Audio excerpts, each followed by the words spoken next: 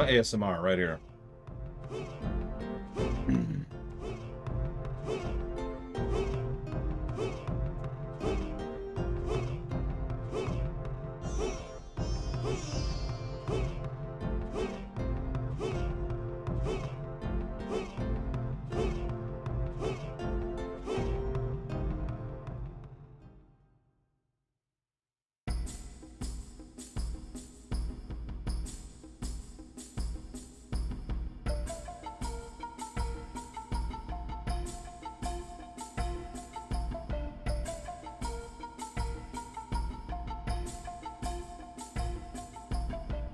I agree with everything you just said, my kimono.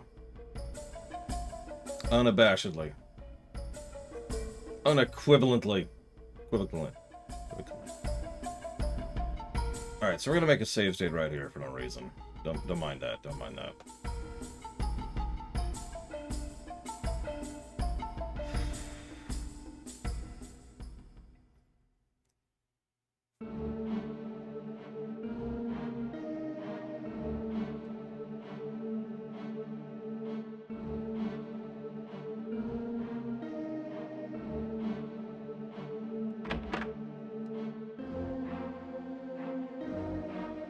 Hi, Blade Chaval.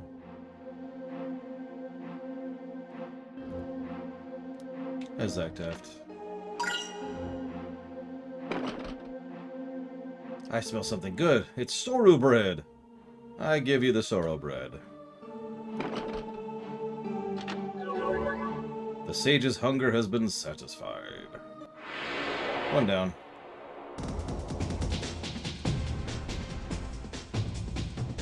Spoon! Okay, so hang on. I want to do this.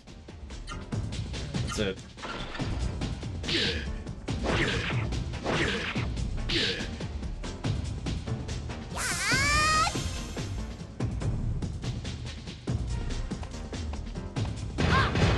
Hey, Imperial Star Destroyer.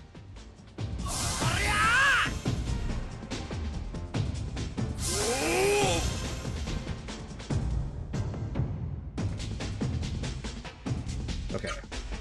Excuse me. You to attack that. You to get more AP back. I want you to attack that.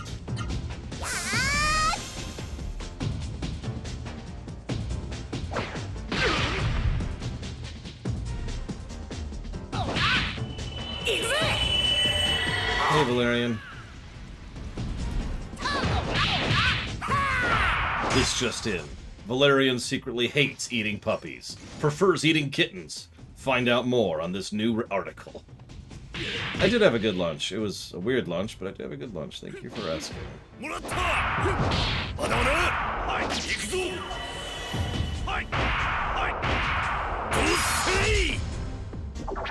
Come on. Yes! I don't know what Spoon does. We're gonna find out. Okay, just whatever now. Actually, let's get some AP back above them. So what's Spoon do? It's an AoE heal that costs a lot of money. And by money, I mean gold. And by gold, I mean mana.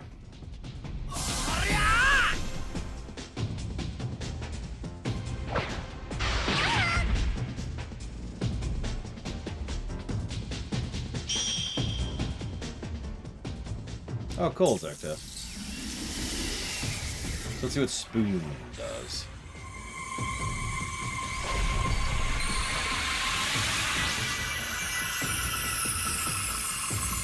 That doesn't say how much it heals for. It's almost 3 times the cost of the other one, so it better do something to be worthwhile. Hang on.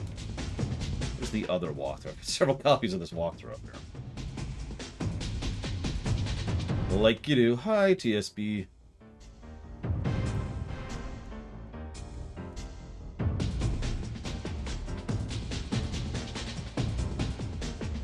There we go. Maybe? No. The enemy. I don't care about the enemy, I care about the spell. There we go. So it just straight up heals double what Orb does. But at the moment, Orb heals plenty anyways. So yeah, that might be something we don't actually need right now. But I'm happy we got it anyways. Hi, Voltimond. What's going on? Happy Thursday. Why is that seal wiggling? I'm so confused. Okay. I'll just go kill that thing. Hey, Shunira Tensei. What's going on?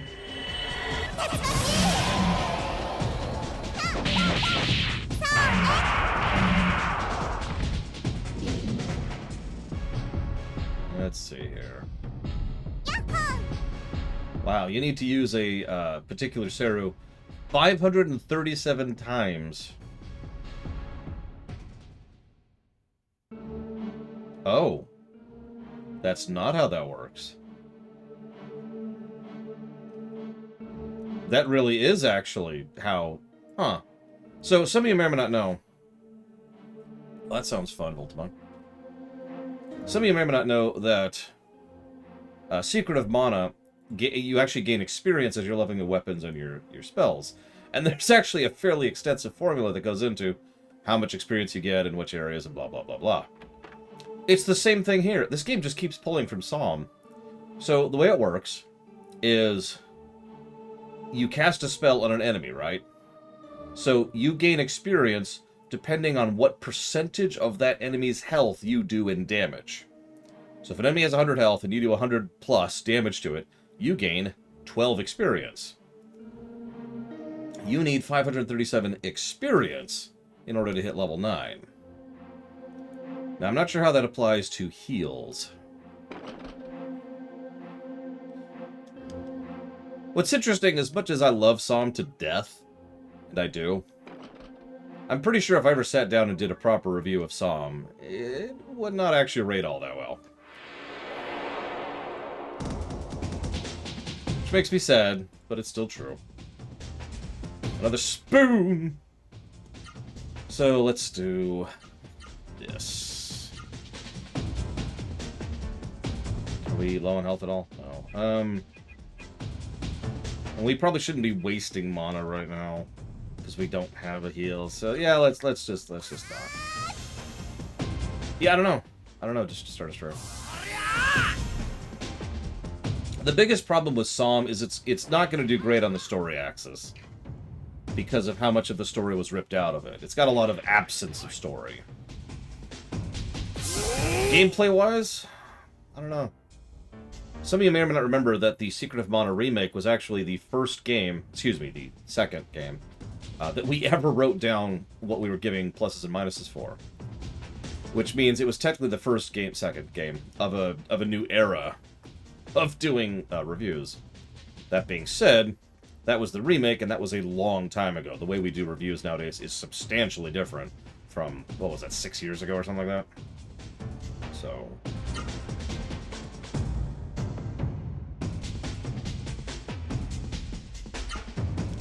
let's do this.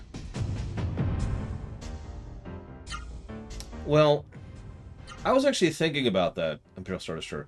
As you may or may not recall, I don't have a lot of behind-the-scenes info for this game. But I do have a couple of specific nitty-gritty details which I think helps to paint a picture. So first of all, we do know that Sony was like, okay, FF7 was a smash hit, let's make our own game. What that means is that the development of this game started after FF7 came out in Japan, specifically, right? So that gives us a rough development time period.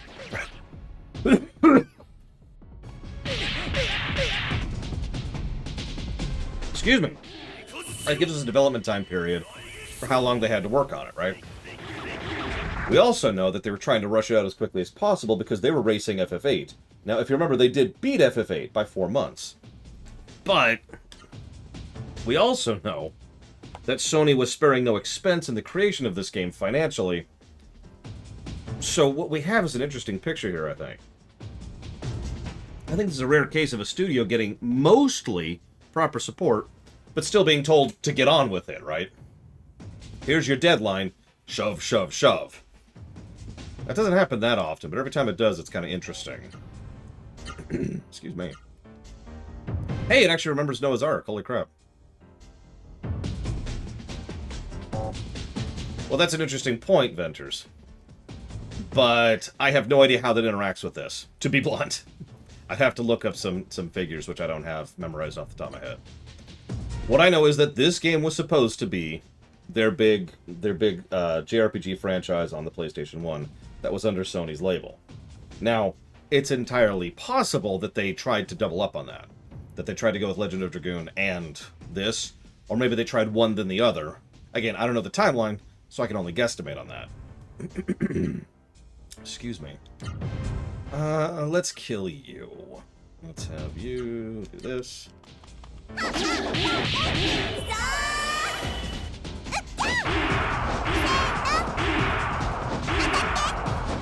I agree, another Mandadan. I think someone at Sony recognized how incredibly lucky they were. Just piss lucky in order to get the PlayStation 1. Because they were, let's be very clear. That should have been Nintendo's, boy. That should have been the Nintendo PlayStation. It was for like 3 days.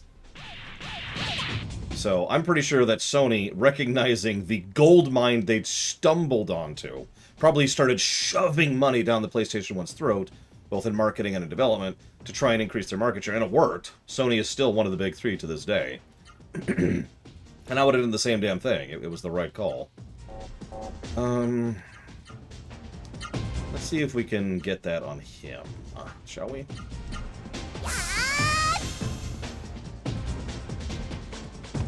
And yeah, that would also explain why Sony was pushing both first and second-party developers. Sony's always been more interested in having more control over the games that they push out on their systems. So, that makes perfect sense. Didn't get it. Yes, sir! There's more steps to it than that, Venters, but yes. Like I said, the PlayStation 1, Oculus. Like I said, it should have been the Nintendo PlayStation. And in fact, quite literally, if not for the efforts of literally one moron at Nintendo, well, we'll never stop making fun of, because a huge number of mistakes Nintendo made for decades can point back to this one individual. There's a pretty good chance we would have had the Nintendo PlayStation. Which is, it's one of those sea changes, you know? The landscape of video gaming would be so different if we never got a Sony PlayStation that I'm not even sure I could properly, I don't know how to predict that. I don't know how to even assuminate. It would just be like, I don't know. Very likely hazardous. Hey, Metroid Hatchling. No, it was like the president, I want to say, Mr. Red, but he was one of the old guard. He was like, he was around since before the NES was, you know what I mean? That's a good question. Actually, let me check that. Go Star Destroyer.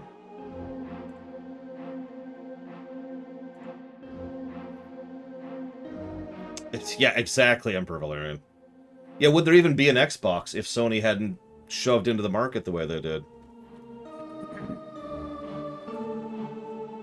Because you're right, Nintendo just owned the console market. Some of you probably don't remember this, or we're not alive for this, but there was actually, everyone remembers the NES, the SNES, and then we drift into the N64 and the PlayStation, right? And then and there was the Genesis as well. But my point is, everyone remembers the big names. What most people forget is there were dozens upon dozens of attempts to muscle in on the console market, and all of them failed. Most of them, like, you've probably heard of the Saturn, right? The Sega Saturn. You probably have not have heard of the Jaguar, for example. You may have heard of that. And then it gets more uncommon from there, too. And it just goes down, as effectively. Aha! I found it! Check it out. So, Vera gets 4 to 12 experience based on... It isn't based on HP. You were right, Imperial Star Destroyer. Orb actually gets less experience, which explains why it's taken so much longer to level. And Spoon gets even less experience. 1 to 3 experience. Now here's an interesting thing, though. It also gets 1 to 3 experience out of combat. What I mean by that is all the other ones gain based on how much they heal. Spoon gains a flat 1 to 3 if used out of combat, regardless of how much healed. Something to keep in mind there for topping off. Let's see if I can find anything about catch rates. Oh god, the PC engine. The Neo Geo. Yep. You cannot heal per 0. It actually won't let you. I don't. Hazardous. Not off the top of my head, anyways. Let's see here. Let's see if we can look up chance to capture. Blah,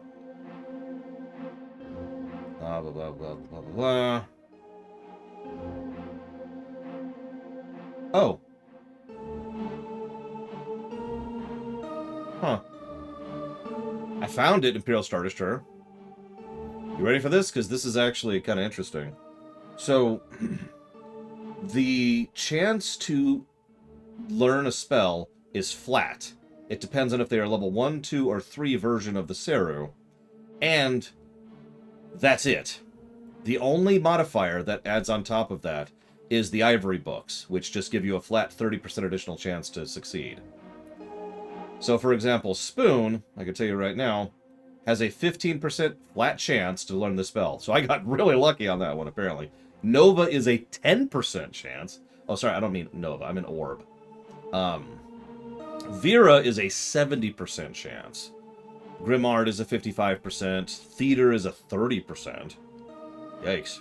The rarest is something called Gilliam at a 1% chance to learn the spell. But that is it. It's the flat chance, and then there's the Ivory Book. That's it. Interesting. If I'm not mistaken, I have the Ivory Book equipped, so never mind. I guess I didn't get that lucky. I had a 45% chance of success. I think I have that on. Let me double check. Yep, right there. And these do not stack, by the way. So, I think it actually says that, if you look at the item, but... yeah, wow. So yeah, I have a 45% chance to get another spoon.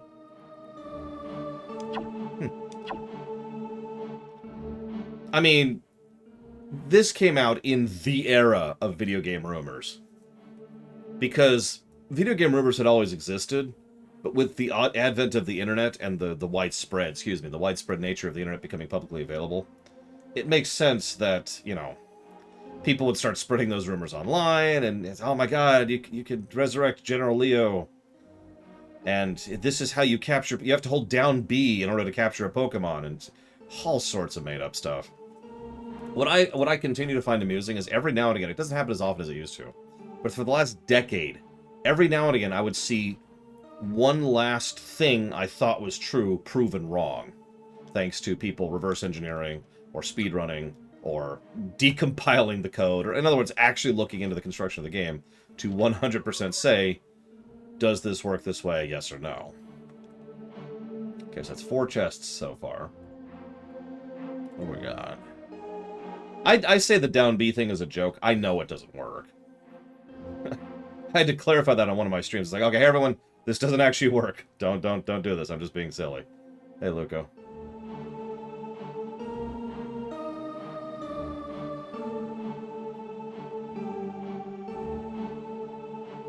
Looks like we missed some, unless this is... oh, hang on. Did we get anything up here?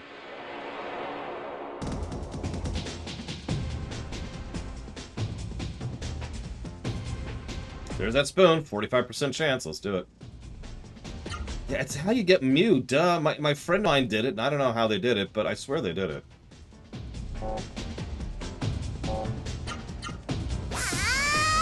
I think the score speaks for itself so far. Oh yeah, several publications posted rumors and misinformation. Sometimes because they were rumors, sometimes because, you know, they just didn't double-check things.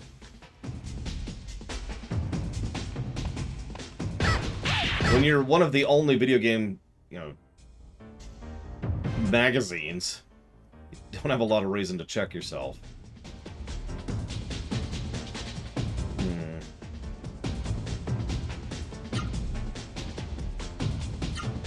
Let's try to get it on you, shall we?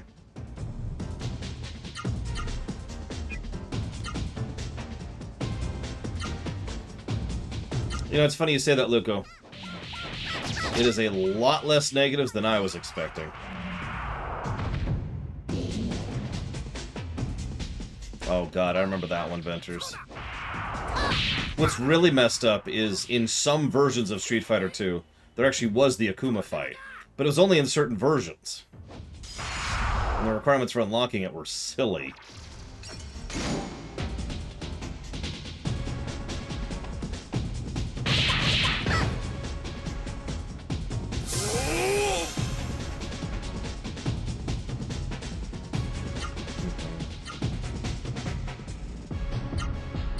Ah, see, that's a different statement. Imperial Star Destroyer. That's impressive, I gotta be real. Let's just defend up. I'm trying to think. Because I'm pretty sure there's actually only one Mystic Pokemon I have ever gotten legitimately. And that would be,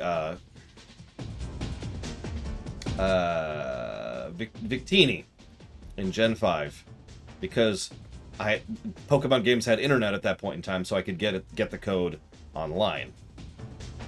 You know, it was one of those brief period of time things. And I'm pretty sure that's the only Mystic I have ever had.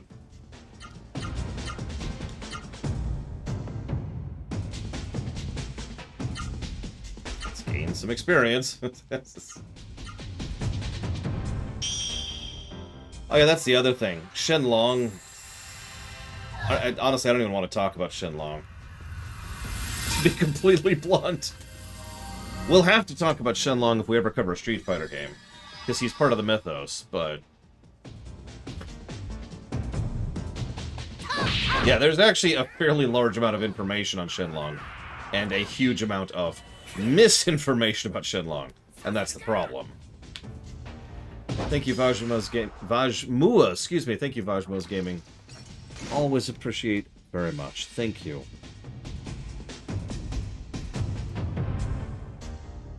Did I get it? I don't even see. I will put that towards absolutely nothing. If you want to put that towards something, please let me know. I did. Nice. Okay, so I got 2 spoons on the 2 people who will be casting it. Honestly, I'm happy with that. I'm going to stop going for it, so to speak. Where am I going? Where am I going? So. Let's put one in here. Thank God I got all these breads. So, real quick, and this is kind of for the VOD archive, too, but if you are any of the following people, Scion of the Emperor, Durg the Durgan, Snicker Friend, Fuzzy Duck, Chu Ren, Jeffrey Cheney, Nova Knight, Kara White Noise, Jesse P, A Puff of Logic, Man with the Ill, Eclectic Oak, Codex 125, Games and Goals, Oculus, I just saw you, Berenian, Slim Jim Reborn, Evo, Renzada, Davey, Gwahir the Windlord, Hariant, Raximus, Croatia, So Dead Inside, Galtori, Epic, Ponka, or Narset. I think I saw Narset a minute earlier too. Please poke at me. A fairly large amount of money has been donated and split up amongst y'all in order to put it towards a game of your choice. So if you want to put that towards something, please do let me know. If you want to just put that in the comments, for example, in the VOD, go for it. I always check those. I read all those comments. Let's give you even more mana. The Alliance Alive. Is that on the list? Hang on. Let's find out.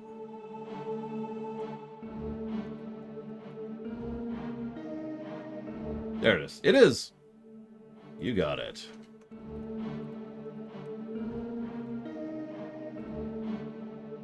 So, Oculus, what do you want to put that towards? Your White Noise, what do you want to put that towards? Etc, etc. Alright, so I think there was another one further up. Hang on, double checking. Getting into an encounter. Very important, very important. Another spoon!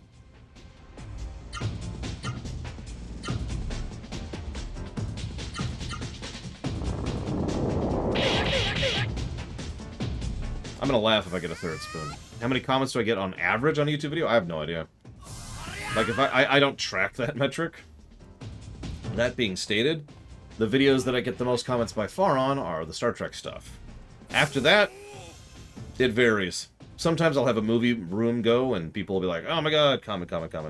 And sometimes those will go forward with, like, without any comments at all, or like 2 or 3. Sometimes a specific game will get a ton of comments, and sometimes it'll get hardly any. I think it just varies based on the relative popularity thereof. Like the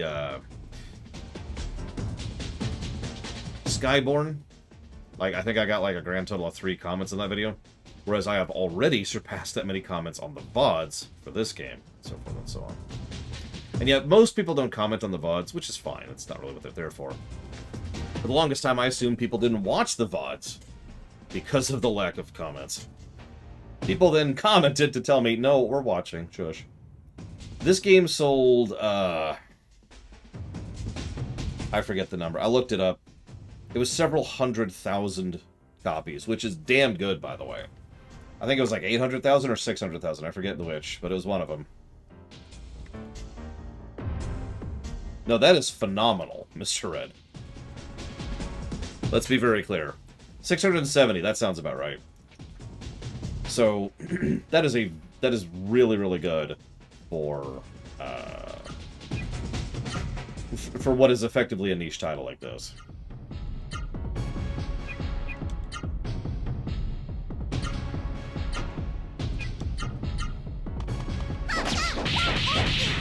Now, that is surpassed by Legend of Dragoon, it's worth noting.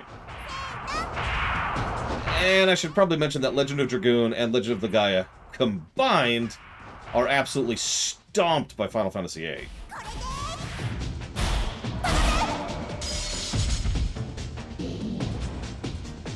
No spoon for her.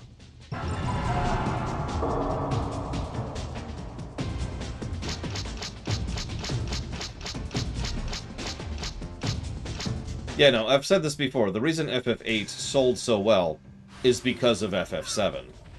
FF8 actually outsold FF7 because of FF7, because people bought consoles. And it's the same thing with most franchises, right?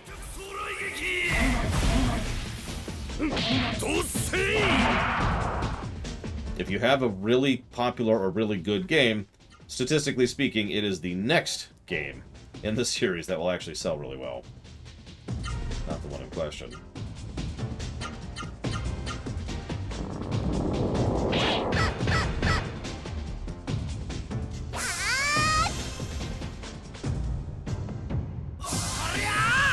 Same is true in reverse, too. If you have a stinker, the next game in the series is probably going to sell pretty badly, even if it's a good game. Because yes, FF9 sales were absolutely lowered by FF8. Now, there were other factors going against FF9. Let's not limit it down to one thing. But FF8's reception absolutely hurt FF9's sales. Hi, Yada. Oh, and I need to cross off Kira White Noise here, because we have that. There we go. Cool. And I lost Oclus! Everyone, I want you to hunt down Oclus. Drag him out in the light. Shake him a bunch.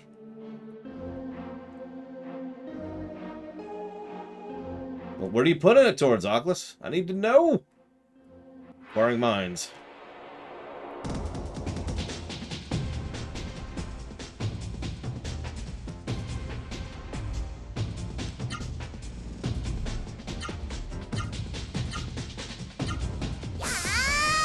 Yeah, FF10 and FF12 had the exact same thing.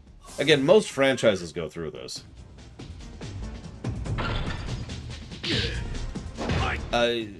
You have $5 to put towards something, Oclus. I'd give you the whole story, but all you need to know right now is you have $5.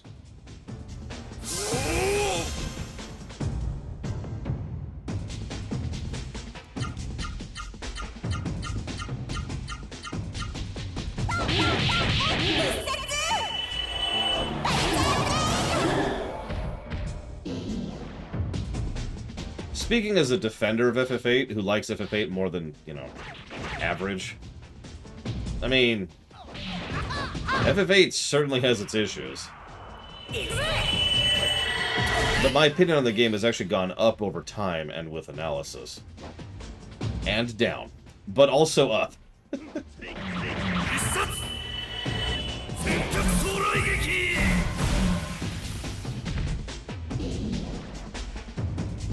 The scaling's another weird thing about FF8. That's another thing. So, I myself have talked about the scaling in FF8, but it's not as linear as we presume, including me. as I presumed. I should use past tense here. Instead, 8 has a weird scaling. Like, its specific level ranges for certain bosses and the specific types of scaling matter because they manually designed the scaling from boss to boss. It's just, I don't know what the hell they were thinking with that. It arguably makes it worse than if they just added a multiplier to the thing. World of Warcraft, BC, and Roth. You got it. Yep, okay. And we'll go ahead and chop off Oculus from the list. Right there. Ta-da. Thank you. So, in late July, we're playing a game called Hades. Now, Hades is a rather anticipated title for the stream. A lot of people are super excited. And a lot of people have requested me shuffle the schedule around to make sure they can be present for that run. One of those people is someone who actually didn't donate towards the game.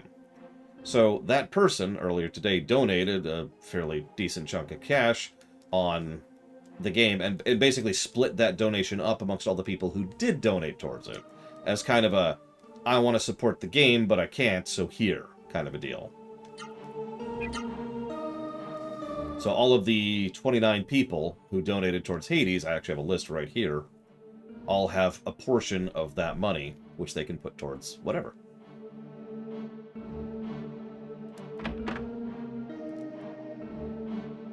Yeah, exactly, Kira White Noise.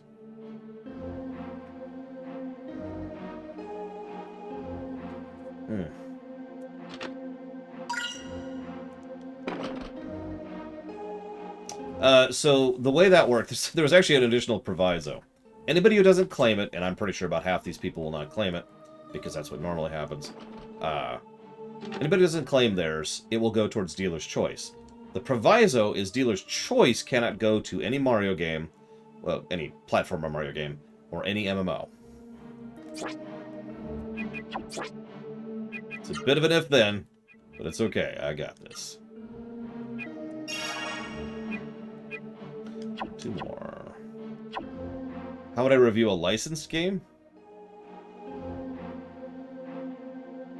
Have we never reviewed a licensed game? I mean, I guess Star Wars. Does Star Wars count? The Irony is one of the games I most want to re-review. It's Mario Odyssey. But I'm a man of my word. I'll figure out something else. Hey! Spoon! So let's go ahead and get some AP back. Jesus. So, have we ever reviewed a license? I'm not sure we have.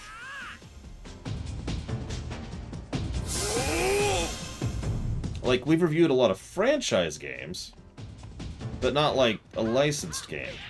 Because most licensed games, not all, suck.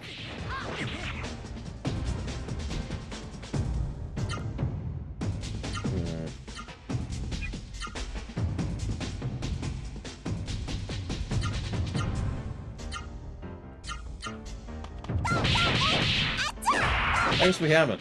Anyways, the way we review it is the same way we review anything else, Luca. Like, nothing would actually change about the review process. So, you say One Piece, right? So, would my opinion of the anime influence the story rating? Well, okay. Hang on. Rewind. Yes, absolutely 100%. My opinion is going to influence the rating. That's how that works. I have never claimed to be an objective reviewer, and I never will. Now that we've gotten that out of the way...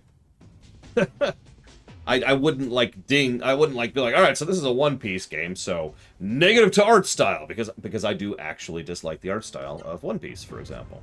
So I wouldn't do that. However, what I might be inclined to do is we would have a discussion and debate about something. We actually have a category specifically for it in the audit called external continuity. What do we feel about how well this game is made better, worse, or in between, based on the rest of the work that it does or does not pull from? So, let's say there's a One Piece game. Let me just make this up off the top of my head. Let's say there's a One Piece game where Luffy is like a loudmouthed, cusses every other word, womanizing asshole who beats up puppies. Just to really go stupid with this. that would probably get the game a negative to story for external continuity by effectively ruining Luffy as a character, right? Like, what the crap are you doing with that nonsense? That might even drift into too negative because I was being exaggerative to make a point, but you get the idea. By contrast, yeah, that's Nega Luffy, exactly. By contrast, to flip that around a little bit, let's say that it does a really good job of acknowledging either ideas or concepts or story or setting. Maybe it follows through on something from One Piece. Maybe it does a really good job just with the characters. That could be a positive to external continuity. It could go either way. It depends on how they use it, as it always does. How many do I have left? That's what I was getting here for. One more. One more.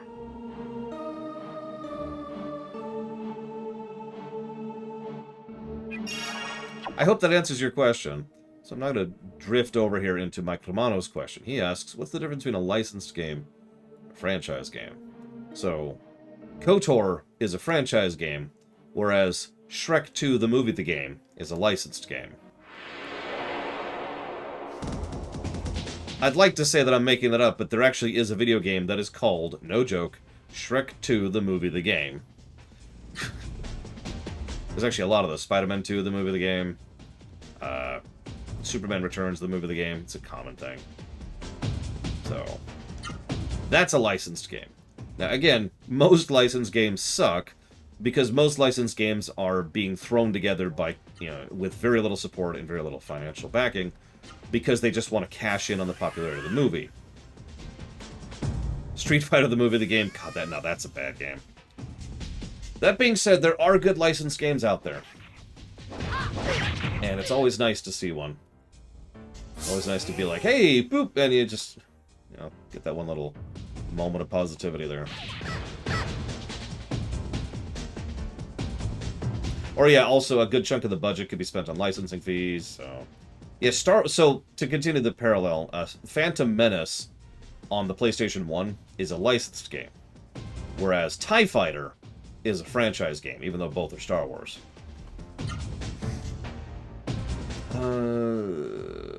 Do I care about what I'm fighting? I do. Okay, so let's do that. Let's do the Mega Death on that. Hope we get it. Let's get some healing out, shall we? Let's keep leveling... No, we should probably level Spoon at least a little bit.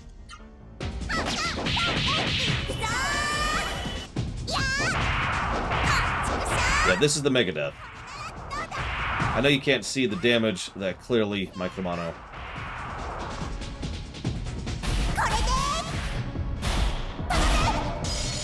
But that is 2,753 damage and a single hit. And I now have Spoon on all three characters. I also have a delivery at my door. And yes, Malachor. Okay, so I'm going to set up an auto battle round here. Then I'm going to go pick up my package. See if I can manage this. Oh, wait, hang on. Oh, we're healing, right. Oh yeah, Noah is the death machine here. It's ridiculous. I mean, granted, I've also been leaning into her. All my equipment and stat-ups that increase damage have been going to Noah. And she's also my top priority for equipment. But still. Okay. Away.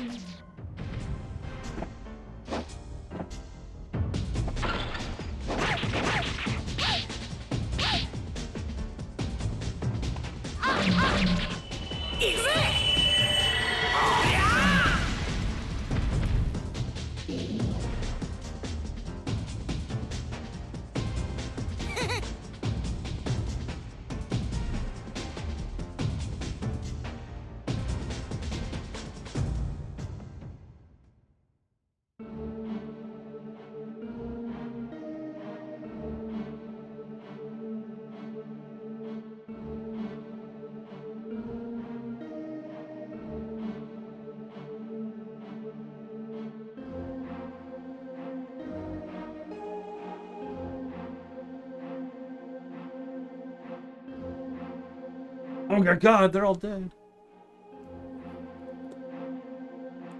Oh, yeah, no, absolutely, Melikor. Would I ever play Pathologic, or is it a veto? So, you may not know this, Trahexia. We actually streamed Pathologic 2. Based on that experience, I would absolutely veto Pathologic 1. A unique and interesting game that is absolutely not for me. Yep, we all have Spoon now.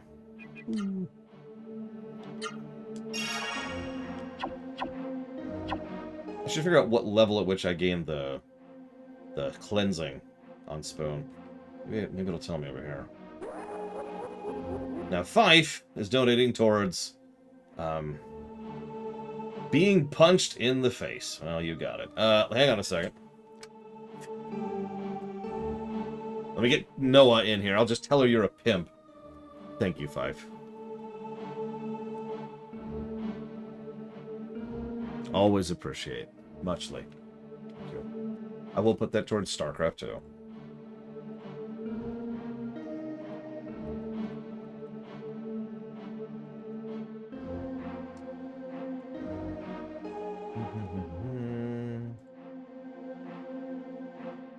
It doesn't say when they do the cleansing. It's a pity. Oh, whatever. Would I veto Shrek 2, the movie, the game? It's actually a good question. Isn't that a PS2 game? I actually did that for one boss fight, Doc Hope. I don't know if you've seen that in the VOD yet. I was happy about that. Happy. Alright.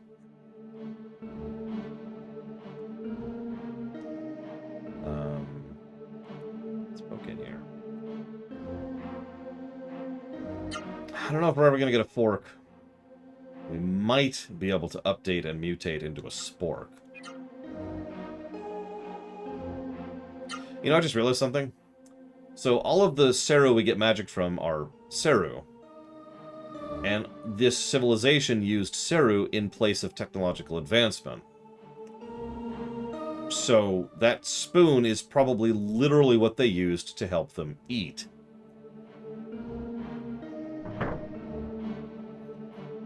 And it's a heal.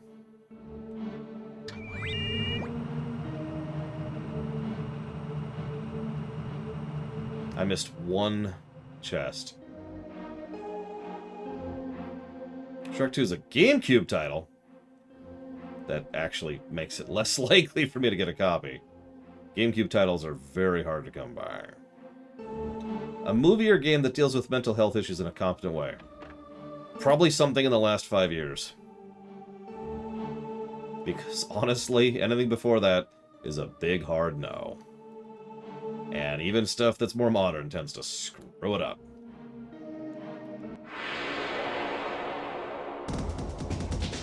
I'll agree with Psychonauts 2. Possibly Psychonauts 1, now that we think about it. Although Psychonauts 1... I don't know. Issues. Worked out, but, you know, issues. Psychonauts is kind of cheating, but it is still a true statement. I don't actually know if Hellblade Senua deals with mental health issues properly. Because I refuse to play it. Because it deals with mental health issues accurately. There's also Disco Elysium, while we're on the subject.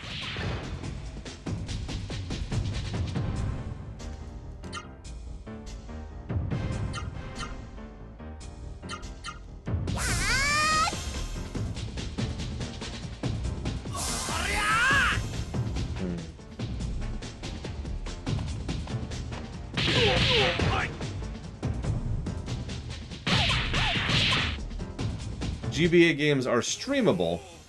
The hard part is getting a hold of a GBA game. Remember, I still have to legally own a copy of the game to stream it, regardless of how I get it on the camera. That's always been the proviso.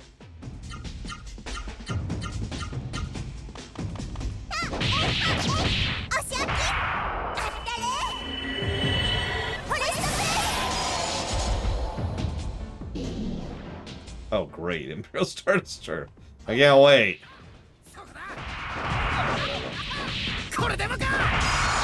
Bingo, TSB. Yeah, I don't mind emulating as long as I own the game, because at that point, this is in a fairly defensible way, just a legal backup of a game I already own. I got my PlayStation 1 right there. I got a lot of PS1 games right over there and right over there. But I ain't hooking that thing up. It literally doesn't work because of FF9. And also, some of my discs don't work anymore. CD rot is a real problem that we're starting to run into more and more as time goes on.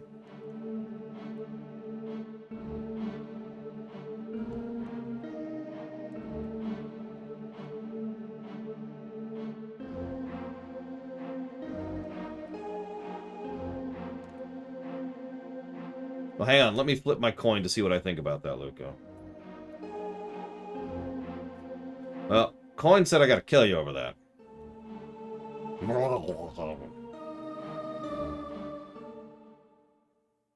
Where's the one I missed? Where's the one I missed? Possible, Blade Travell. It really depends, near as I can tell. Like, the speculation market, I'm going to say this as bluntly as I can, ruined the collection market of old video games. I actually used to consider myself a collector of video games. I guess I still do. But that got worse when speculators started moving in. Which, by the former, with a C.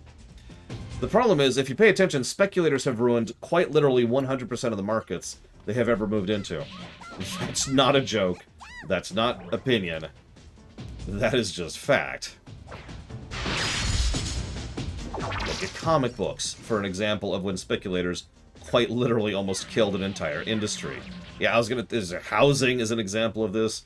Water is an example of this that we're starting to get into. Several instances across history of food storages, or specific types of food. Just, speculators can go to hell. So,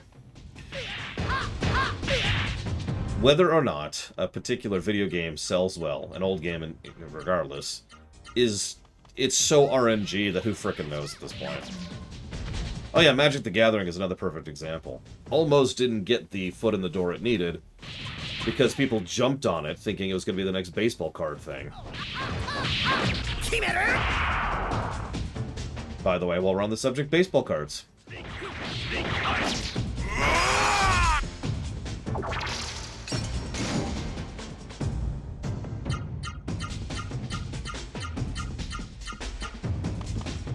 Yeah.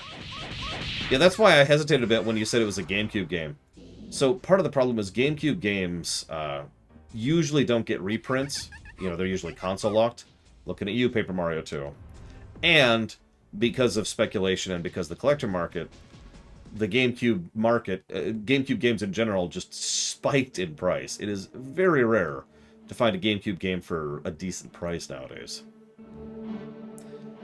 That's why I had to axe whichever Fire Emblem that was. I don't remember off the top of my head.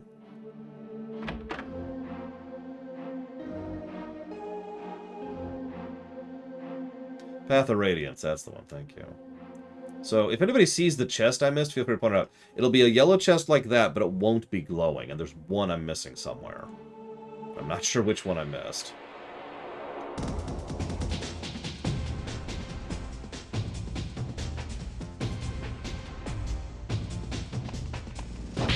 You know what? Noise warning. This is just going to be a noise warning. We're just going to push through this and get this over with because these take too damn long. Oh my god. Okay. That was a little bit too loud. I apologize. Next time I do that, I'll mute the game. Which, I guess I'll just do right now because we're stuck here for a minute. Till I find this frickin' thing. That was me fast-forwarding the game. I apologize for your ears. I really didn't think it would be that loud. The problem is what's happening there is the audio is trying to play multiple sounds simultaneously because the minimum unit for something like this is 1 frame per second. So it can actually only play a... I'm saying this wrong. What's happening right now is more than one action is happening per second, or per frame, excuse me. Now, generally speaking, what it's supposed to do is chop off the sounds that are not playing. But obviously, it's an emulator, it's something that's being calculated on the fly, So occasionally, and by occasionally I mean roughly half the time, it'll play more than one sound effect on a single frame. And anybody who knows anything about sound design knows that the moment you just have something play twice, it gets substantially and unnaturally louder. So that's why it gets loud in addition to being the gibberish like that. So here, I'll do this just for Ross. Actually, do I have any? I don't, do I? You know what? I'll do something for Imperial Stardust. I'll make him feel better. I will play a thing. Give me a second. Give me a second.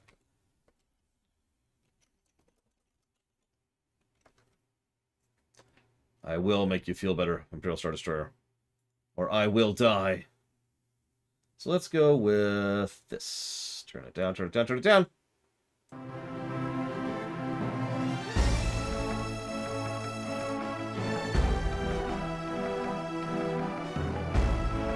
Yeah, this is a 10% volume.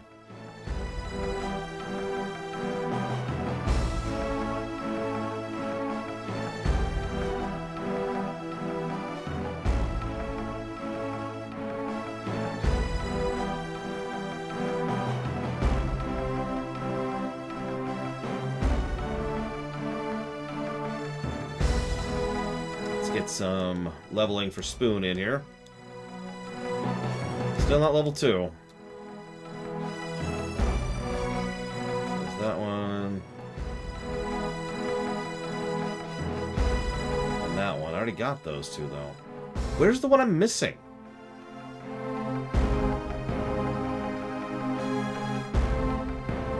It's...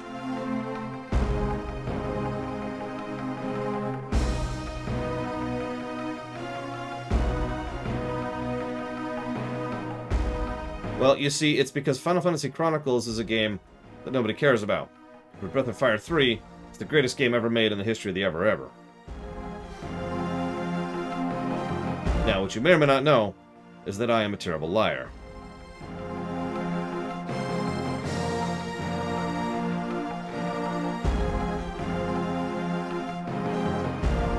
The truthful answer is I have no idea. Really. I suppose the fact that Final Fantasy Crystal Chronicles got a re-release lowers its price.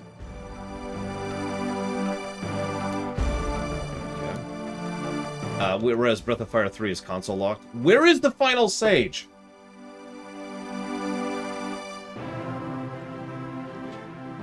Running out of music here. So I fast forward through every combat.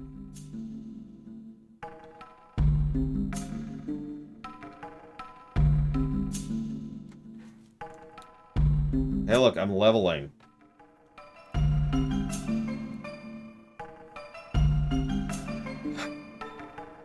I'm almost the level I should have been for a couple of bosses ago. Where is the final freaking chest? Alright, hang on. You go over there.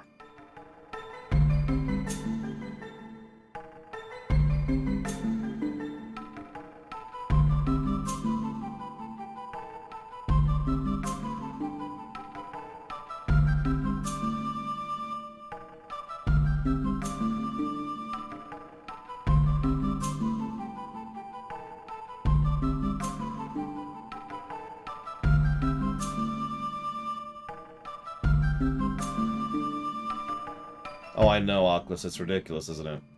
That's why we have multiple sorting methods. And, of course, the search function. 2 search functions, if you want to get technical. Getting a little low on health.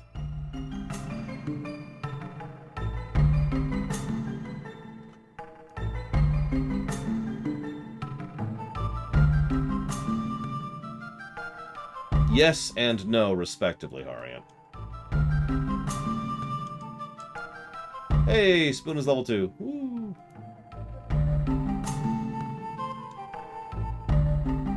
Yeah, the queue is full of long games, which is just kind of vaguely panic-inducing. It's like, oh, that's great.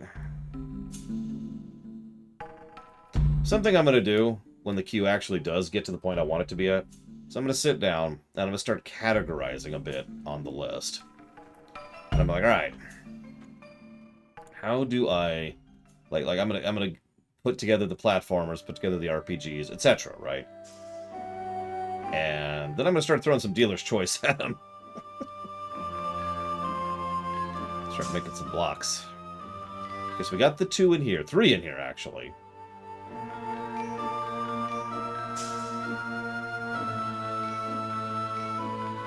And then we'll actually start up streaminations again. I mean, again, the goal is to pull back on streaming so I'm not killing myself every day, so... Like, I love y'all and I love this job, but every day I am tired right now. Just every day.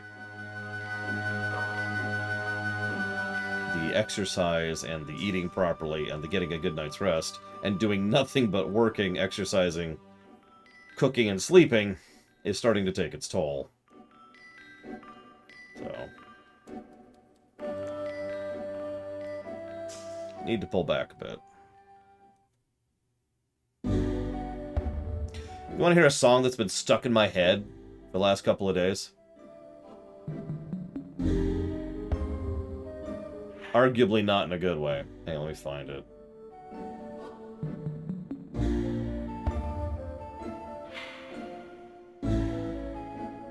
Should be this one. Nope. It's this one.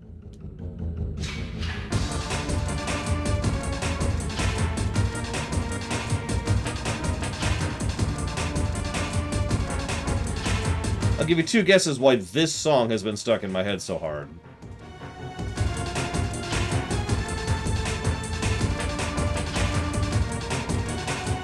Hey, Mike. Oh, I think you're on the list.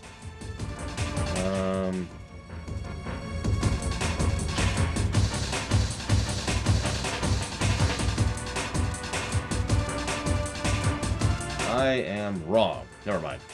You're still cool, though. Pretty much Imperial Starter, but also just the sheer duration of how long I've heard this song uninterrupted. Like, if I think about it, I have heard, and this is not an exaggeration, hours of this song. Hell, we have literally heard more than an hour of this song just today. Think about that for a second.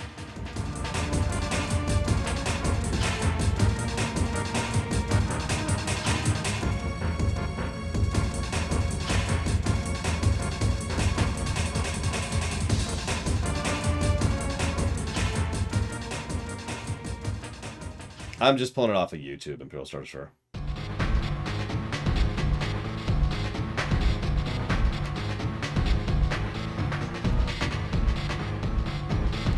And there's that one, which we've already gotten. Okay.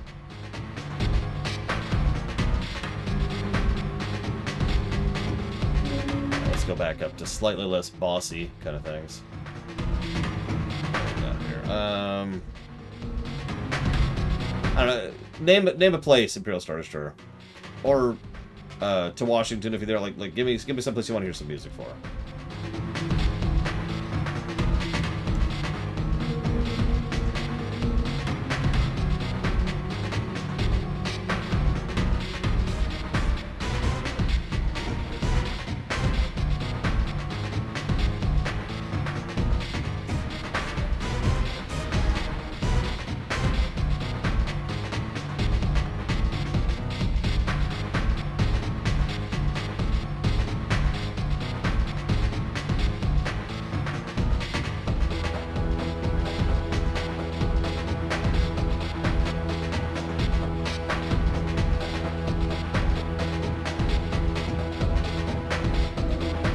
Ha!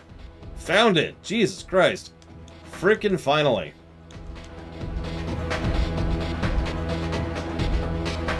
Okay, let's get out of here. Byron. How's Byron?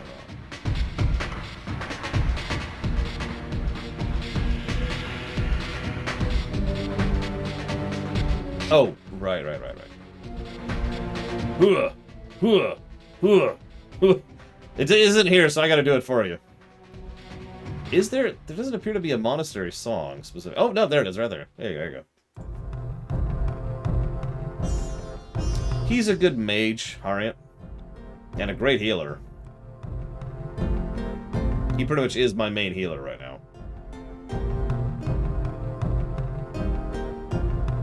I mean, everyone lags behind Noah in damage, so that's just whatever.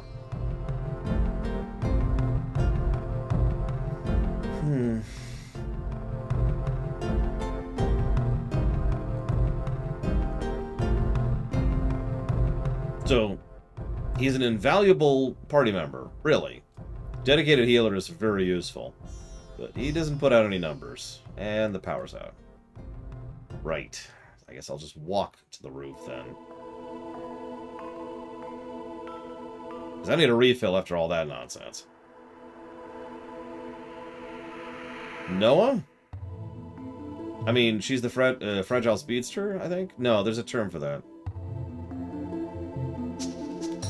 Sit around, Mr. Red. I can't remember what the proper term is for that, but it is an archetype.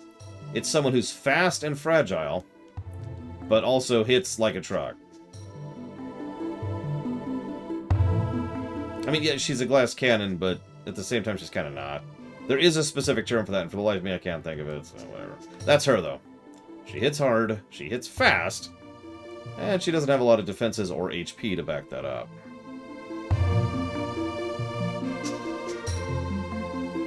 Glass railgun. Apt? What was this song? Ooh. It is absolutely not worth the story positive. But... well...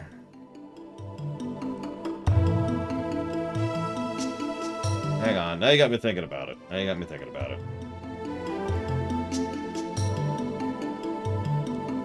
Man, this music is just... it's really relaxing as I'm...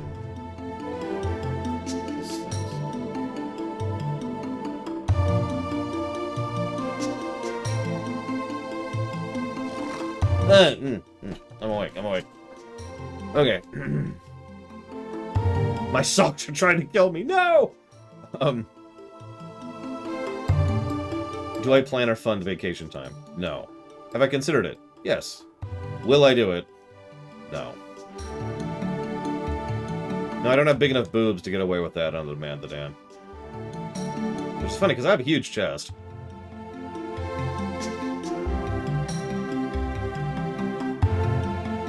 I'm not going to unmute the game yet before you ask.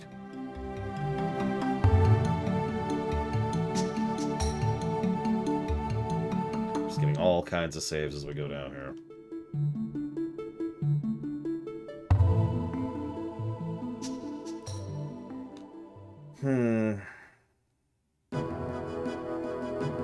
Down, down, down.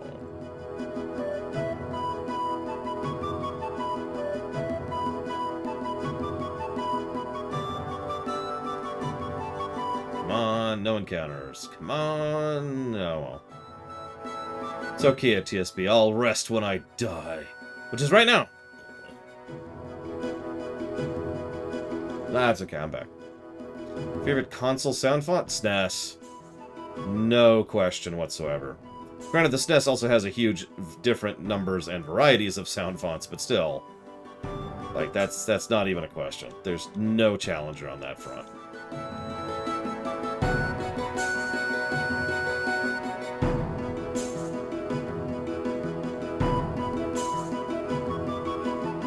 Oh, for God's sakes, hurry up! God, I've lost all patience at this point. Let's go! Die! Go! Go! Die! Die!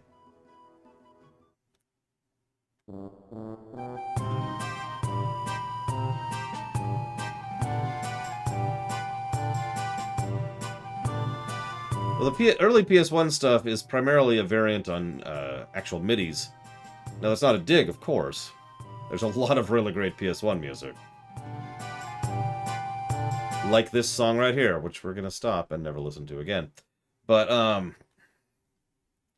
fast forwarding is actually not allowed in a task that's... like, I do it during the Chrono Trigger task, but that's because I was showcasing it. The actual fast forwarding is something I never did when I was making the task, so it's not actually part of the task. In short, the answer to your question is no. Dum-de-dum-dum.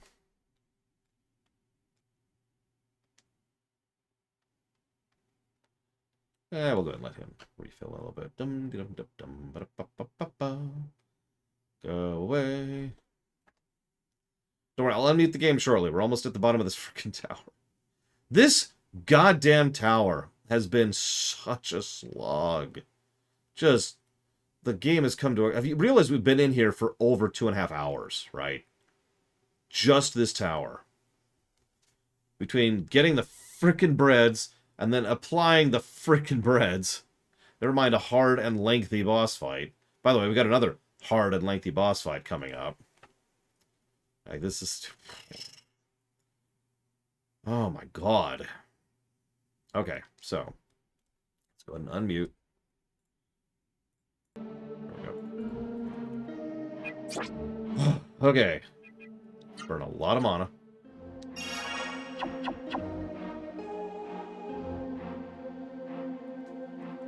Get our final save down here. Oh, man. Also, a lot of good Mega Man music on the PlayStation 1, while we're on the subject. Mega Man X4, 5, and 6, as well as Mega Man 8, all on the PlayStation 1. Breath of Fire 3, which has a great sound. I mean, anything by Capcom, and Sega, for that matter, is going to be legit.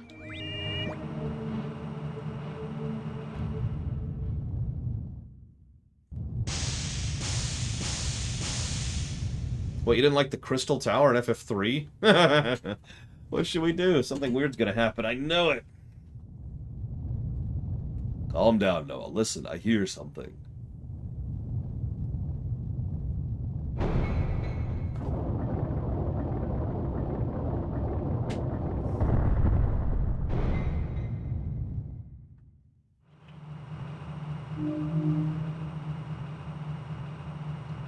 Well, that's creepy. Yoo-hoo. Am most impressed. Hey, it's that song we were just hearing. You who solved my riddle, don't be scared, I am Usha. Dr. Usha, I am pleased to make your acquaintance. Hi, Dr. Usha. Don't be alarmed, this is a mechanical device. It is not the real me. I know not whether you'll still be alive. I will still be alive by the time you hear this message. I recorded this message just after sealing the Sage's Gate. This I did to protect the Warrior's Square from the approaching mist and its cohorts. If I am lucky, I will survive the mist long enough to meet you. Proceed with the Genesis Tree seedling. Heroes, drive the mist from Soul, so you can pour the seedling into the soil. And save the salvation of Soul. Anyways. I don't know if he's ever going to manage to beat the incredibleness of Dr. Riley. Excuse me, Dr. Light. I almost said Dr. Wywee. Be slightly inaccurate. Okay, so we finally got past that section. Jesus Christ. Okay. We did it. We did it.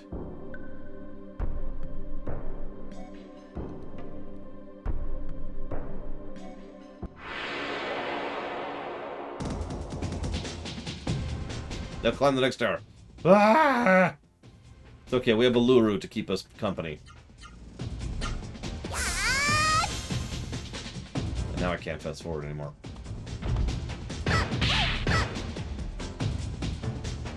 You know, I bet there's an option. Hang on a second. Hang on. Let me look something up.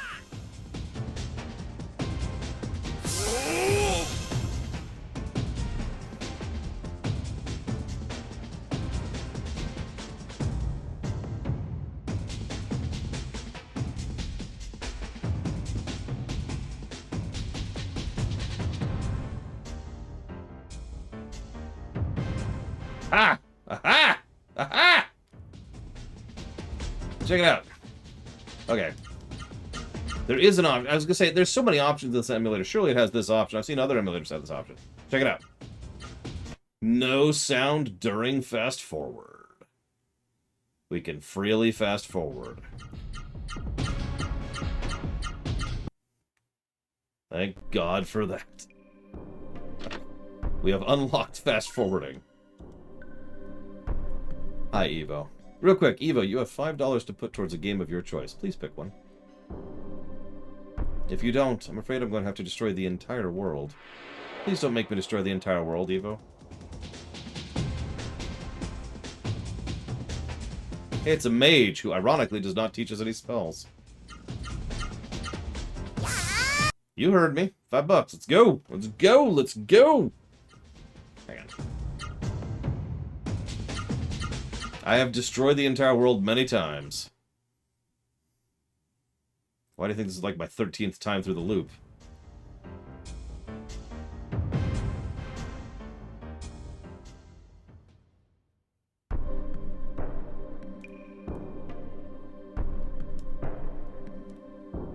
Well, I'll explain it to you if you answer the question. How's that sound? Tit for tat. But if you don't, endless destruction awaits you. Ooh, hey! Immune to all status effects. I'm actually going to put that on our healer, I think. Yeah, let's do that. Dragon Age block. You got it.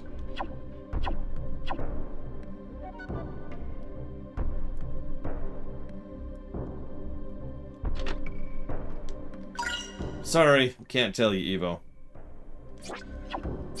No, I'm joking. Hang on a sec. What is the golden book? Increases gold obtained after battle. Okay, we have to put that on somebody.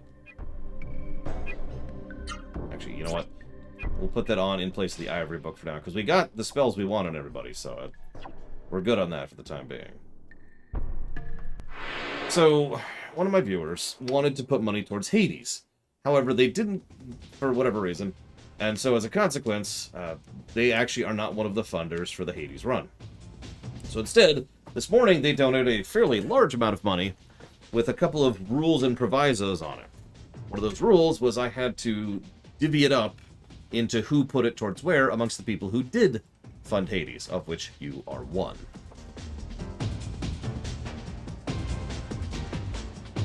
And anything that isn't claimed will go towards something of my choice, as long as it is not a Mario platformer. Where's Evo? There she is. Or an MMO.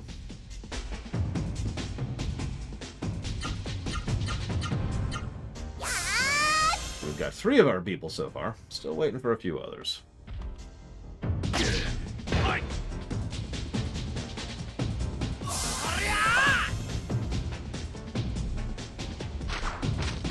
Wait a minute. You're not the real Evo. You like mysteries not being solved. Alright. I found the imposter. Repeat, I have found the imposter. I'm voting Evo off the ship. Everyone, what's your vote? You can vote for Evo or me to be ejected from the ship. Which one of us is the imposter? Now, before you make your decision, I should probably mention, I have an adorable whale shark, like, right here. And she is super adorbs. Like, she's so cute. And she's going with me if you won't put me off. I'm holding her hostage.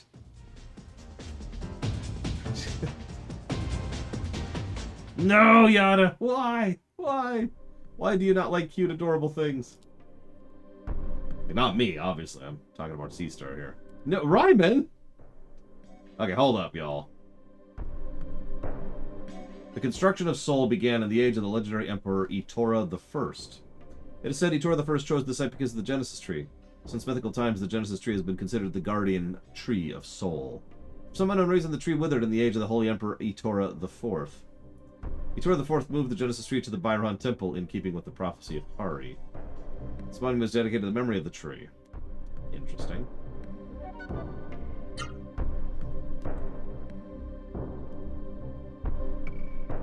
Black licorice? God, I love black licorice. What are you talking about?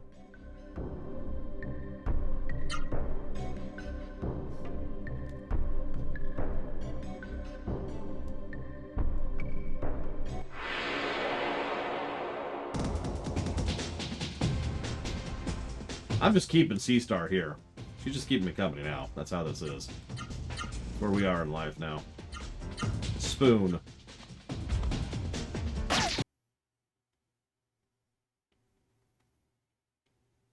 wonder if I could set it to like 1%. sound. Maybe that would be less distracting than just going straight up mute.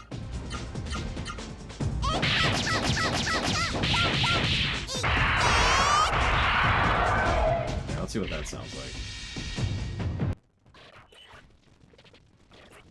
So you can kind of hear it in the background now. Still pretty quiet. She's so cute. Not as cute as my niece, of course.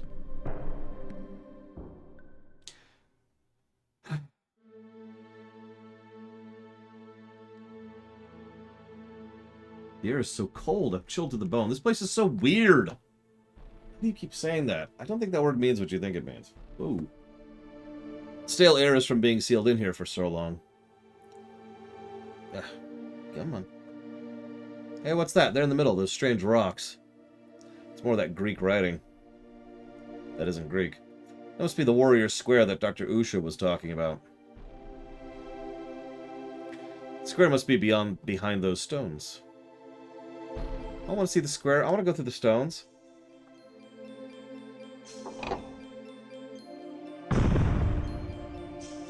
Okay. Okay. Ooh. Alright.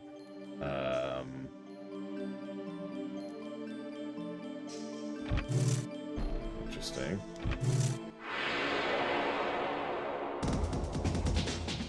Wait, she did, Scott Bar? I don't even see it. Hang on. She did! Holy crap. She'll never use it.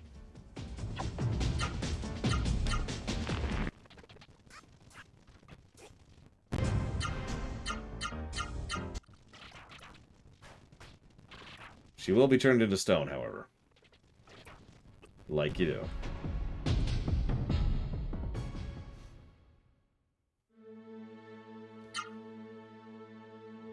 Okay, just making sure stone doesn't stick after combat.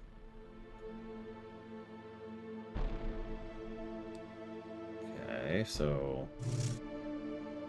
Interesting.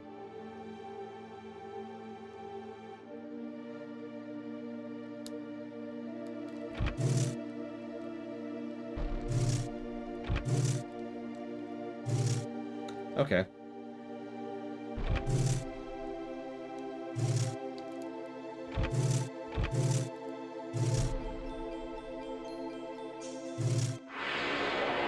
Ooh. Whoop, whoop. We finally ran into a cheat wall. Ironically, fast-forwarding like this does not qualify as cheating. Believe it or not. But we did actually cheat. So, the cheat flag has gone up.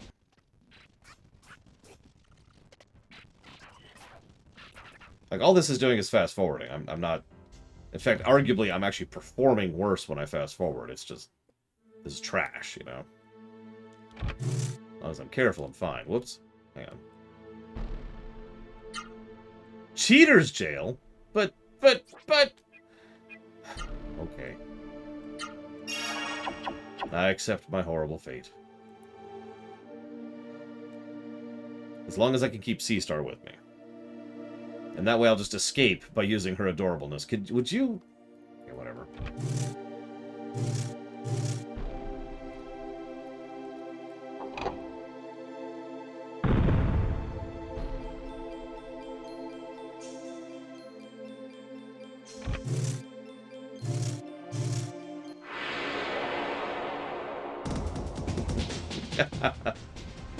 That's true, you can just cheat out of Cheater's Jail, it's great.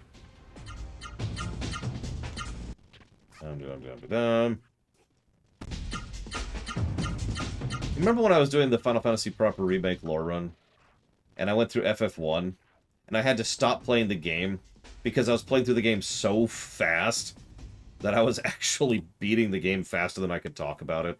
It's not like there's a lot to talk about in FF1. We were just racing through that game.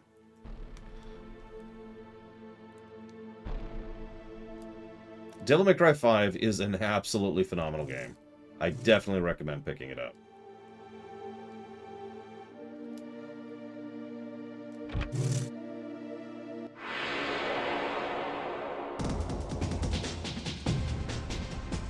I mean, if memory serves, we ended up cheating in Pathfinder Kingmaker. Thronebreaker, whatever it was. I think it was Kingmaker. Well, that's an interesting question, Harriet. To be saved for another time. But yes, in all sincerity, Devil May Cry 5 is a very good spectacle fighter. If you're even remotely into beat-em-up games, I highly recommend Devil May Cry 5. It's probably one of the best ones out there. I have not reviewed it, at least not in the current system. But that game is absolutely amazing. Damn it, Imperial Star Destroyer! No! Why would you do this to me? It's because of C-Star, isn't it? She talked you into this. The Genesis tree, we have to plant the seedling quickly. Okay. Bon, hurry, I'm worried about Songhai and why are you worried about Songhai? Thank you for always thinking of me, members of the Moron Brigade. God, I hate this guy. I wouldn't want to ruin my reputation by not living up to you morons' expectations. Songhai, leave here peacefully, now! Or I'll punch you. Songhai, what did you do with the old man, Gaza? Well, well, how touching. The barbarian girl is fond of an old geezer. Ooh, I'm steaming. If you want to see him that much, then go on ahead. Gaza, come out, Gaza. We have visitors.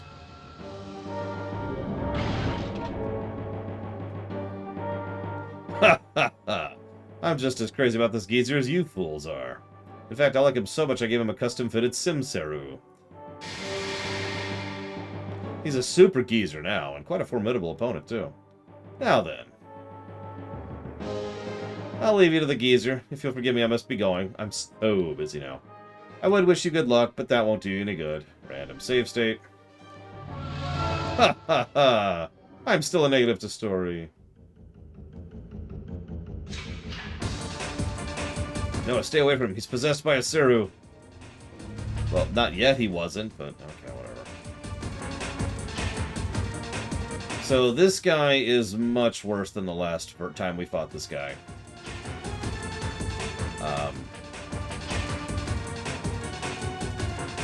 He's gonna sock.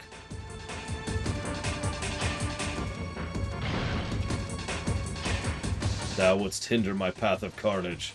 You must die. Prepare to die by the steel of the astral sword. Prepare to meet thy doom.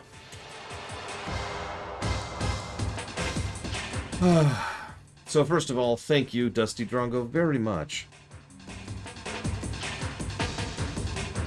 I was gonna say, it says you've been supporting me for 4 months. I do appreciate that sub very much. Thank you.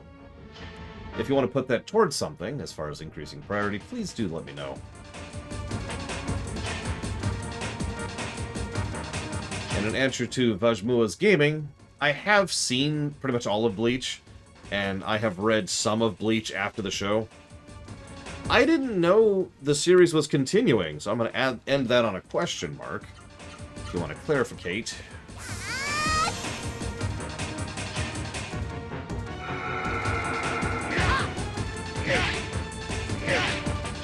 Okay, that's not too bad. He only hit me for 280 while defending.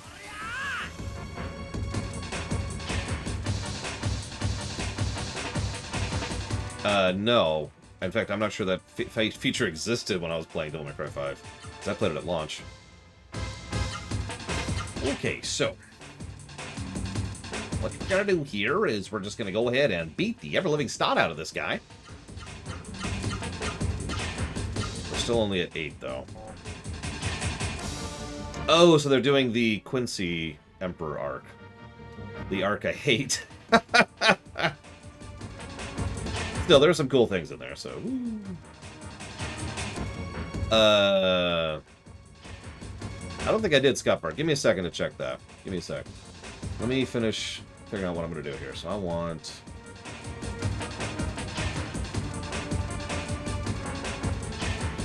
I guess this.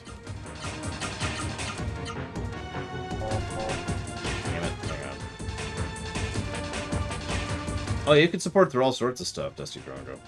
Oh, in Tald, I think we have like 6 different methods. We don't accept Bitcoin.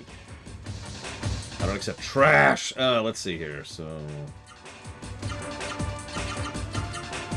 there, that should do it. Car accident ending. Oh my god. I didn't want to talk about that. All right, so let's see here. You actually, you just keep spiriting. You get some heals going.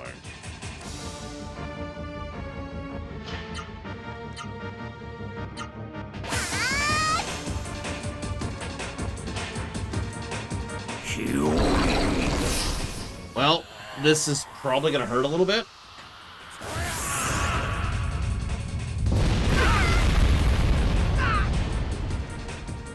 What?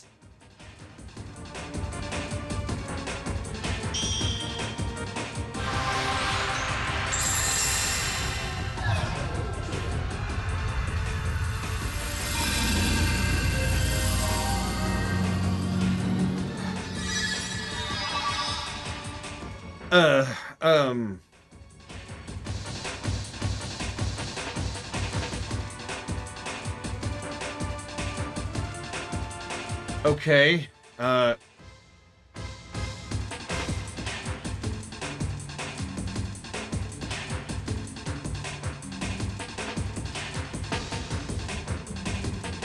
the way, the recommended level for this guy is level 25.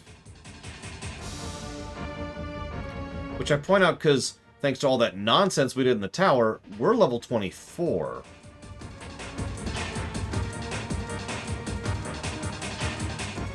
So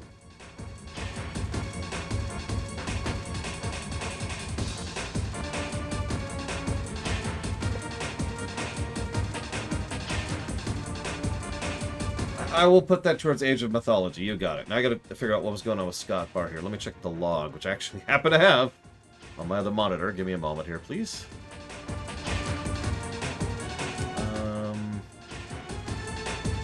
That was yesterday. That was yesterday. That was 2 days ago. That was 2 days ago. When was this, Scott Bar? Up to 3 days ago now. I don't think I have a sub from you. Might explain why I didn't say anything about it. I have no sub, which means you probably didn't hit the button that sends the notification into chat. I know what you're thinking. Why would I need that? Because Twitch is incredibly stupid. The only notification I ever get is if you hit that button and put that message into chat. If you don't, I never know that sub exists. I'm not saying I don't get the sub, because I do, but I'll never know it. So do this.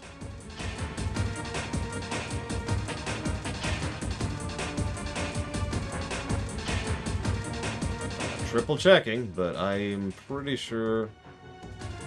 Yeah, there's nothing here. Yeah, that's a real thing, by the way. It's one of the reasons I encourage people to hit that button so I can get that notification, so I can say thank you properly. Put it towards something properly. Well, let's do a big-ass heal. I need it in a second.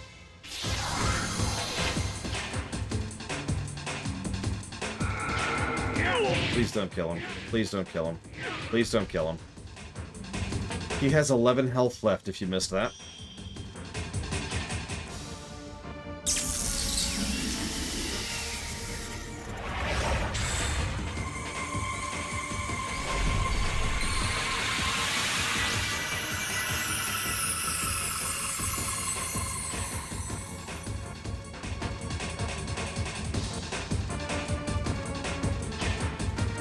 No, we're not supposed to lose. He also has more HP than he did last time, so it's... Given how little damage we're doing relative to last time, we're doing pretty bad. In fact, I don't think we've actually done any real damage to him yet. Because, yeah. So...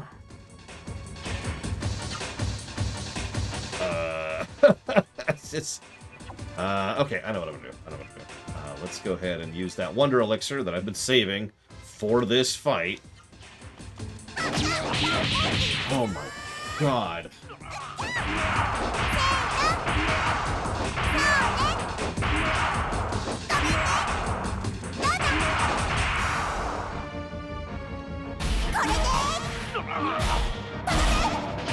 Good news is she does a crap ton of damage.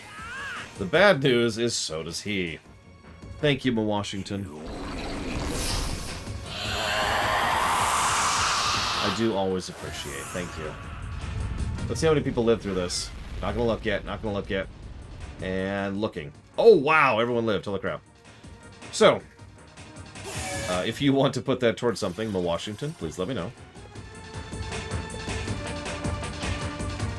And Scott Kibar. I never got the notification, but I believe you. Thank you for the Phantom sub. Ooh. The Phantom of the sub is here inside your mind. Okay, so I need you to spoon. I need you to stir. What? Yep. And, I'm gonna have you back up for that. And I'll put it towards Dragon Quest V. You got it. Done.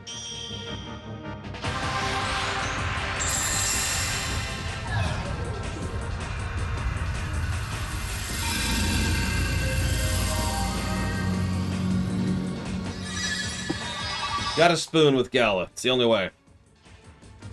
He's all snuggly-like. Now we'll go towards Darkest Dungeon. So what's interesting, Neostar Flash costs him 200 mana, right? The reason that's relevant is he only has 1200, so he can only use that attack 6 times. So he's used it twice so far. So if we can survive him using it 4 more times, we can actually endure this. So we have a strategy.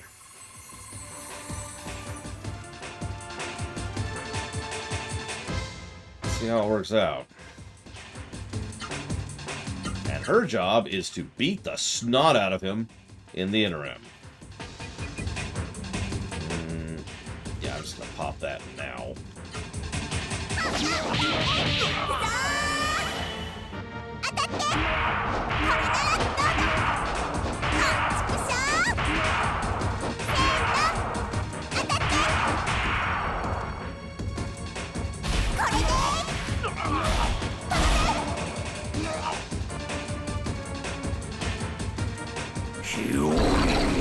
So here's 3.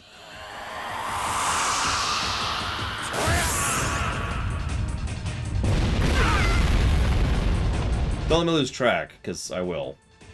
So we're through 3 of those now.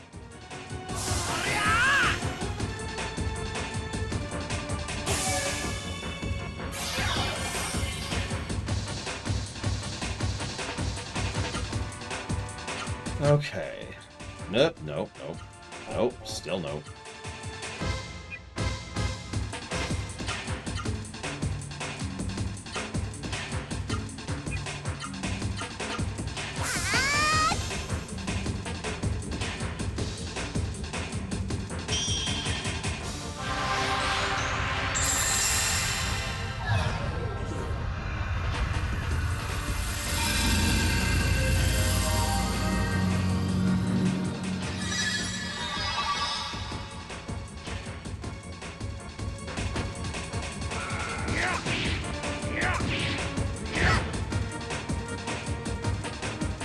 I mean, that's sort of become our strategy, Jimma Jamma. You'll notice the other 2 haven't done any damage to the boss at all. It has all been her. There's a term for this strategy, I forget what it's called, but it's like singular point, right? Singular point of contact or something like that. There's a lot of RPGs that do this, where you've got a buffer, a debuffer, a healer, and like whatever else, and then you've got one person who's actually doing all the damage. And that's exactly the strategy we're going with here. Spear point, maybe? I mean, that's valid. It's a very apt way to phrase that. No blocking. You're not allowed to block.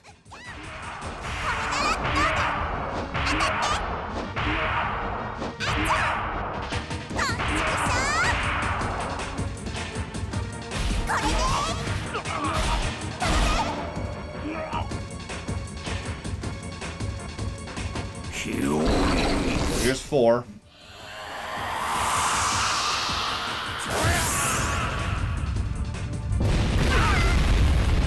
We may actually kill him before he gets to 6. We've done almost 10,000 damage to him. And by we, I mean she has done... This is why I'm so scared of Evo.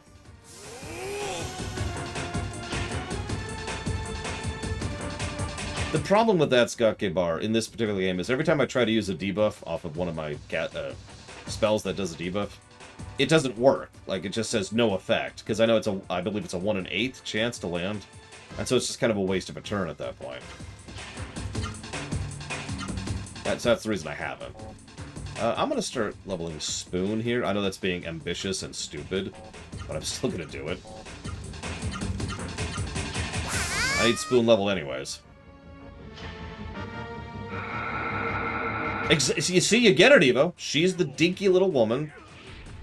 She's probably weighs as much as his arm. And she absolutely shreks.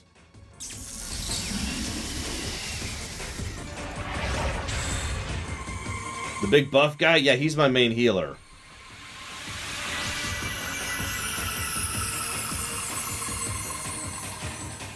The good news is, one person did get healed to max. Oh, 2 people didn't, actually. Which means, this will give me experience for Spoon.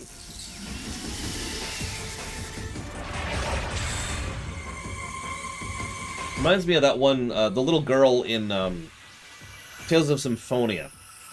Anyone know what I'm talking about? Wields a giant frickin' axe. Tragic past, etc.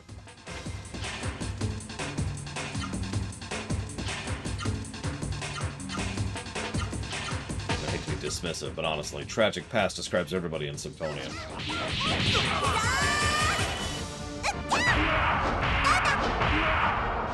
I mean, monks tend to have a high whiz stat, so that makes sense.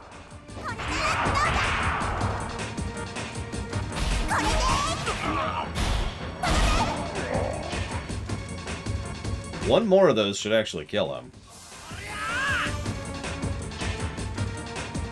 So I need to survive 2 more rounds. And here's number 5. I told you, we might kill him before he empties his mana pool.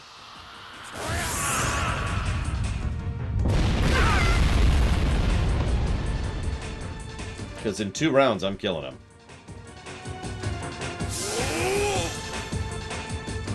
I'd kill him this round. I might go for it. No, let's be safe. There's no reason to screw that up. Let's just get some experience for Spoon while she gets ready for finishing him off.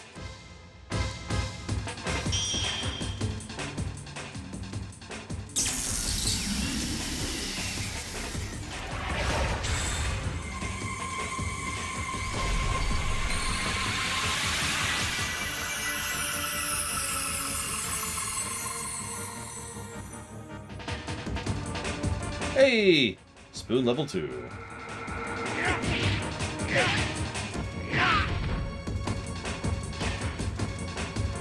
Well, I was just mentioning that she's, you know, this dinky little petite thing that you wouldn't expect to be a Death Doom. And she was one of my best damage dealers in Tales of Symphonia.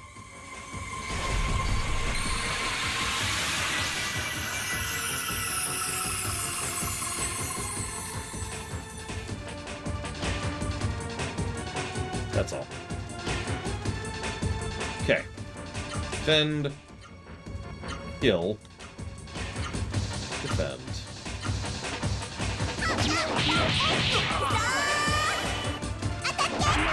Well, there's 2 big reasons for that in my Washington. Reason number 1 is Fire Emblem Three Houses was before the Oblivion line. So it'll technically be an audit run, but it does not have a current review. So, that's reason number 1. Reason number 2 is she just beat his ass. Everyone's level increased. Yeah, it did. We're now at the level we should have been for that boss fight. Reason number 2 is we never actually beat Fire Emblem Three Houses. We only did 1 of the paths through, of which there are 4. So, the old man. Look, Noah, the horrible Seru is separating from Gaza's body.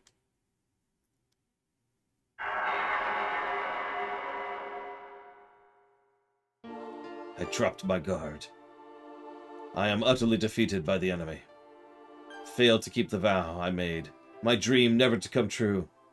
I dream of a world where I can murder everyone. Terra, he's dying. Don't let him die. Help him. Terra, you're a Rossera. You have amazing powers. Please help the old man. Gaza's body is dying. There's nothing we can do. There are no heal spells within this setting in lore. However...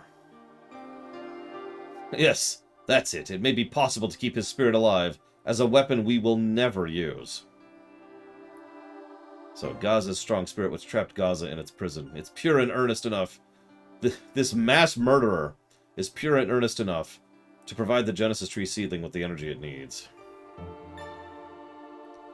Look, I'm sorry. I get that you're sad. You are a murderer.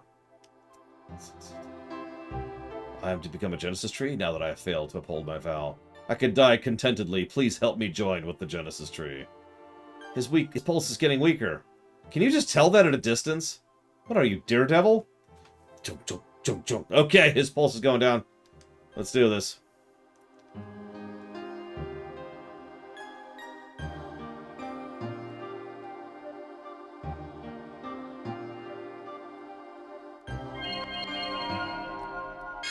I guess I could give the sword to Vaughn. Vaughn doesn't really have a place in my party right now. Gala heals and buffs. She destroys things. Vaughn's just kind of a slot filler, right? He does whatever's needed. He's my modular character. So I could give him the sword. And just see how that works out.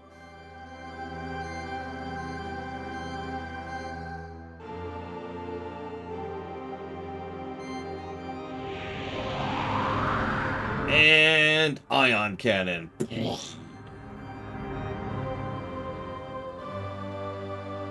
That'd actually be really funny. Like right at that moment, the ship in orbit's like, all right, we've targeted the latest spot that's overwhelmed by the mist. We may fire when ready.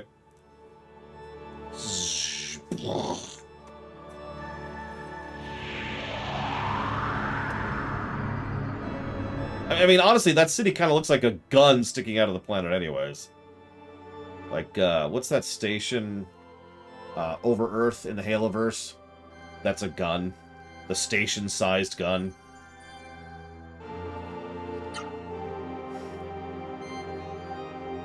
That's fresh in my mind because I just started Halo 2 up with PAX, so... Hey, it's a sword! Woo! That's the old man. He wants us to use it now that he's gone. I mean, if a floating sword wants me to use it, I'm probably going to lean towards no, because it's a floating sword. Like, imagine you just walk out one day, there's a sword floating there. Float, float. Please wield me!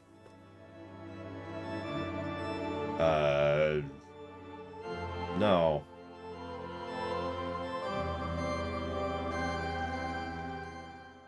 I know swords have feelings, and that's why my cleric is constantly trying to kill me. Hey, Vaughn, I got something for you. The Astra... Jesus Christ! That's a bit of an attack buff.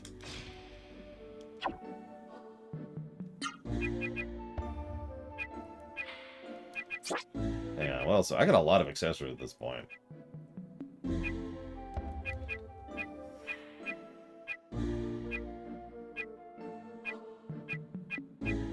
And none of it's useful. Alright, whatever.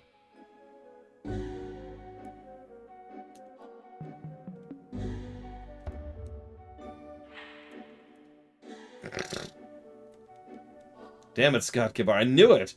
That explains so much about my campaigns. So, I wasn't actually joking, for those of you who have seen our D&D campaign, which will be tonight, by the way. I play a monk who follows the path of the demon hunter, which means I channel demonic energy to try and help people. I am a good person. I am, in fact, lawful good. Our cleric, who is neutral good, I believe, is a follower of Kelemvor who has a sword which is sentient and devoted towards righteous justice. And that sword is constantly saying that I need to be purged because of all the evil within me.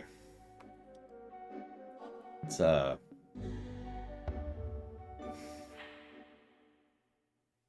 mean, it is what it is. Let's go get a save in.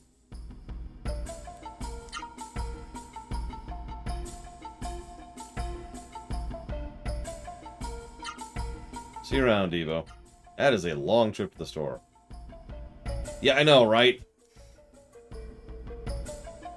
I mean, I'd totally be neutral good in real life, but that's whatever. So the campaign we're doing tonight and every other Thursday, or every Thursday, excuse me, is straight 5th edition. We're actually playing through a module. That module is something I can think of the name of. It's, Out of the Abyss. The Underdark, demonic one. Hey, Lamu. Is that an I? Yamu? Help me out here. I'm blind, dumb, and stupid. Okay, I'm not blind. It's an L. Hi, Lamu.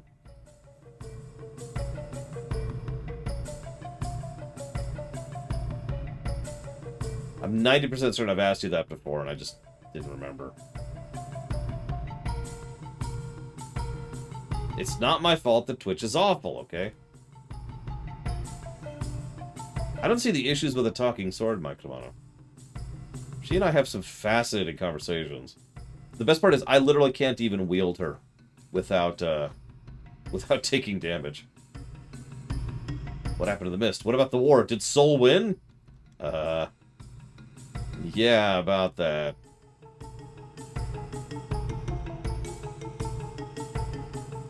They're gone. My husband and children, they're gone. What happened? Came down from the 6th floor to look for Mommy and Daddy after the mist disappeared, but I still can't find them. Yeah, I'm pretty sure Gaza murdered them because he's a murderer. So in 5th edition, and in Forgotten Realms in general, any magical artifact that reaches a certain level of progression is automatically considered sentient and sapient. So effectively, all you need is a very, very powerful magical item. And I mean artifact level magical item. And then it'll qualify for having sentience and sapience. So there you go. I'm pretty sure, that this particular sword was a person at one point in time, though. Agreed, Shadow Machine. What do we got here? Nothing, really. I will buy another Phoenix, since we burned through one. Generally speaking, most weapons within Forgotten Realms that have souls... Sorry, that have sentience and sapience, do not have souls. So they don't go anywhere when they die. They're just poof. What actually happens is the magical energy dissipates. So to explain that a little bit, in Forgotten Realms specifically, not all sentience and sapience is equal. So not everything has souls, and not everything has a spirit life. Which means certain rules apply differently to certain creatures, no matter how advanced or how intelligent they are. As soon as the mist disappeared, the arms dealer and accessory shops reopened. It's not they just want to make money, I think they want to live and work like humans again. Who would think a place could get this dirty in 10 years? Lady?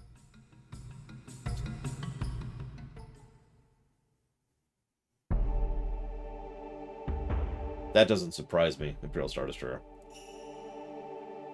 Sounds kind of cool, too. So, in 5th edition, a warlock canonically receives their powers from someone that they swear fealty to, right? Now, there's a lot of prefabs for what you can swear fealty to, like a demon, or a fae, or an angel. But one of the things you can swear fealty to is a sentient weapon. And each of those give you certain very specific stat ups or abilities or whatever. It's actually pretty cool.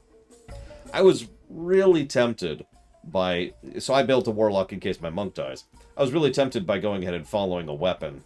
But in the end, I decided to go with an angel because, A, good character, and B, there's a lot of really good spells you get for following that path.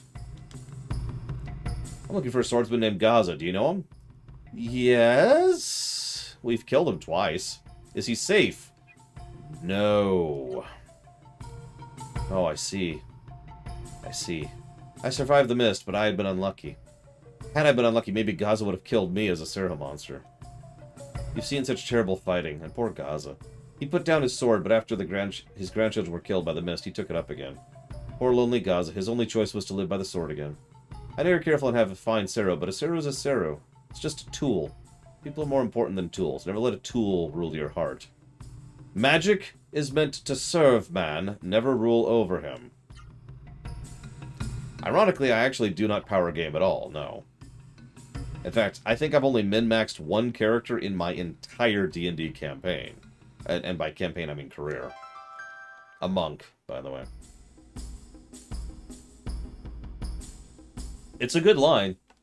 Don't give your heart to a stone, princess. This is His Imperial Majesty Emperor Itora VIII. His Imperial Majesty... I am Itora Igneo Dirk... You there, are you the one called Vaughn? Yeah. Why? I see, I have heard much of your exploits. I am pleased. Many citizens fell victim to the mist in the long years before you arrived. But you have saved us. I also foresaw the danger posed by the floating castle. I ordered Dr. Usha to seal the Sage's gate. I was correct in doing so. I have from Usha a message intended for the heroes who revived the Genesis tree. I'm gonna write that down, I guess? Hang on. What?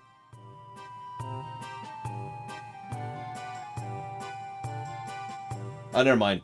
The walkthrough has it. We're good, we're good. We're good. BBXAY. That's the message. I entreat you to destroy the abominable floating castle. Good work. Give my regards to Usha when you see him. Hey, I see the L now. My blindness has been cured. By capitalization. Yeah, I love the idea that he's like, I have a message for you. XX triangle, square circle. What? I know who betrayed us to the Allies the most. Do you want to know? His name is Grants. It was Grants! He helped build the floating castle. Oh, well, no wonder he's a pimp. Man, what a dirty place. Was it always this dirty? What mist? Look, I don't know what you're talking about. Don't try to tease me just because I'm old. Hello, sorry, we're still getting ready. Goodbye. I remember this was a really beautiful girl in Burma. I think her name was Kara. Yeah. Sorry, we're not open yet. We're still cleaning up.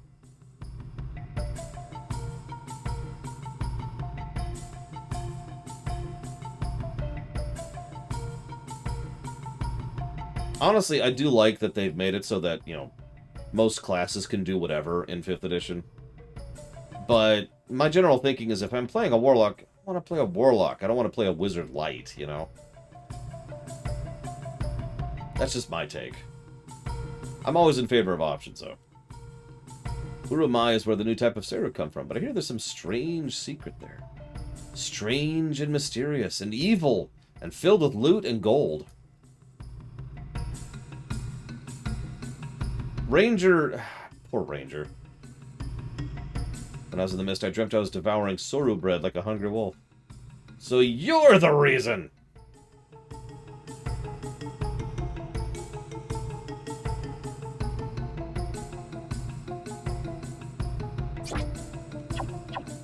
So, here's the thing about Ranger. In terms of raw numbers, Ranger is worse pretty much across the board than other classes. However, if you play Ranger, you're playing Ranger because you want to play a Ranger. You know what I mean? And it's worth noting that some specific campaigns or settings or even areas benefit a Ranger better than a fighter. Right, there's a lot you can do with a Ranger that's just cool, even if a fighter or a sorcerer or every other class can just outnumber or out-action per turn a Ranger. My soldier buddies disappeared in the mist. They must all be dead. Yeah, Gaza murdered them all. That was so much more exciting before the mist came. Really?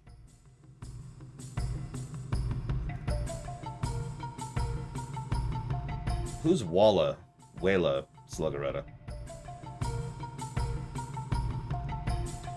I mean, honestly, yeah, Ranger is a bit of a here's some cool stuff class. Oh, right, duh, Wally.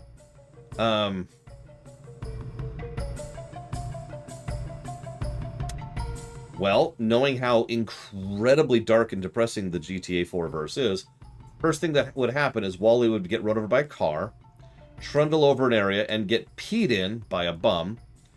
And then, after he manages to clean himself out in that, He would get picked up and tossed into a trash compactor where he would die. The end.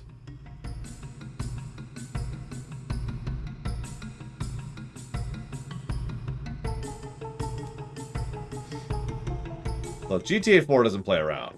I talked about that during the GTA lore run. That setting is actually kind of Lovecraftian. It's really messed up. Like, it's wrong. On purpose.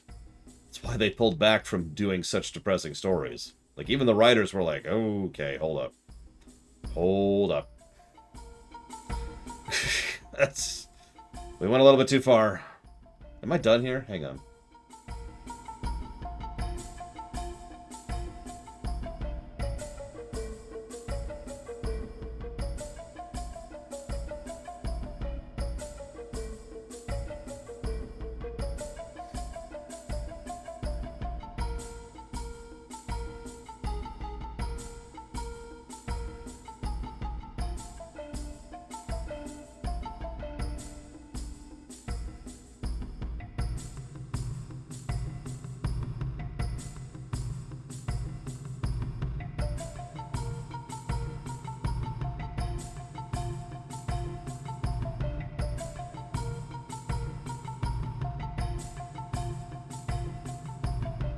I guess that's actually it.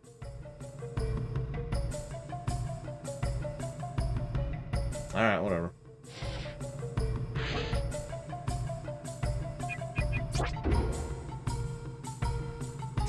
Yeah, imagine living in just around stairs. Just staircases, stair stuff everywhere. So it should be down from here. If Nico was in Wall-E,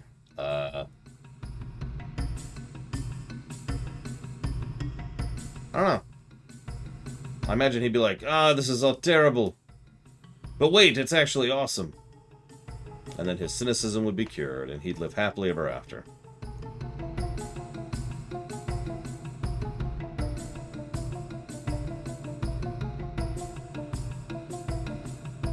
It's gotta be down, I'm just missing it.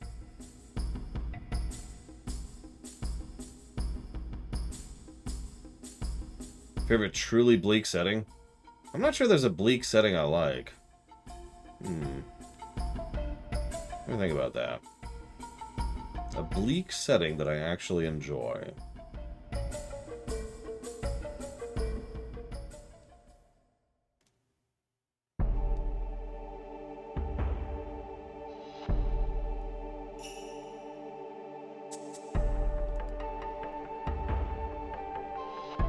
Oh, Vaughn, are you going up? Yes. You go northeast, you'll reach Booma, city of ravines. Okay. I mean, no, Sluggeretta, but that's not how that works.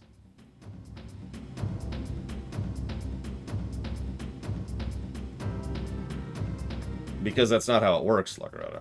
Ruminations are selected and recorded literally years in advance. I haven't recorded a film rumination since about a year and a half ago at this point. So. Well, it looks like the kids revived the Genesis Tree of Soul. Not bad. Let me guess, this is Court, that's his name. When you want that blue-headed brat dead, just say the word, Zora, and he's dead. Oh, no, excuse me, this is Zora, whoever that is. You're quite confident, but leave them be. While they're wandering around, Koru will... Don't worry about Koru. Leave him to the Delilah's family. Then go. I'm counting on you. Yes, ma'am. Who is this?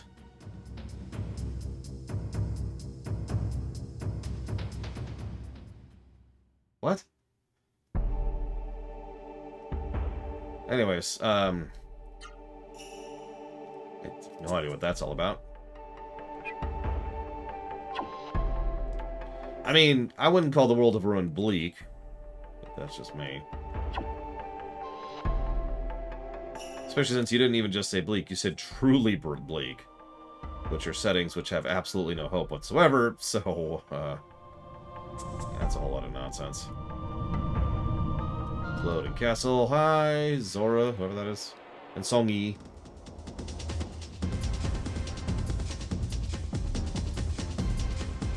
We may also never do any film ruminations again, period, which is something we're still debating, Sluggeretta. Haven't decided that yet, before you freak out.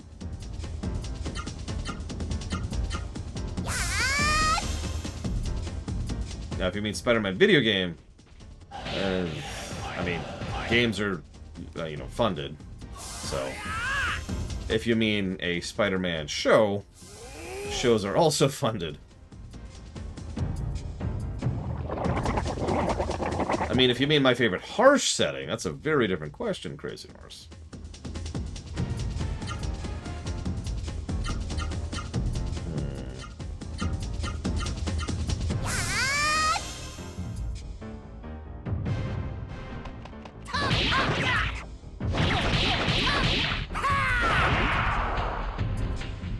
Well, he hits harder now. Dark Souls is actually bleak, yeah, I would agree with that. There is no hope for that setting. And death is not the end, so... There's no escape. That's bleak.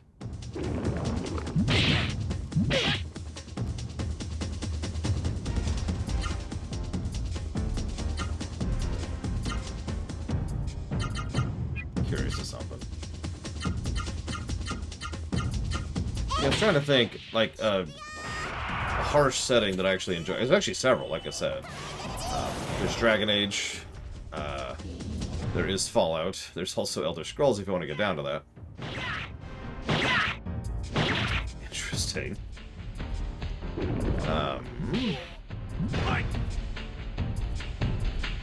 Half-Life is a very harsh setting.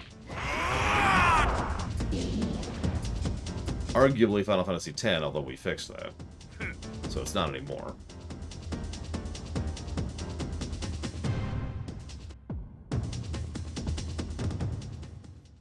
Yeah, that's what I was curious of, in Washington. What else?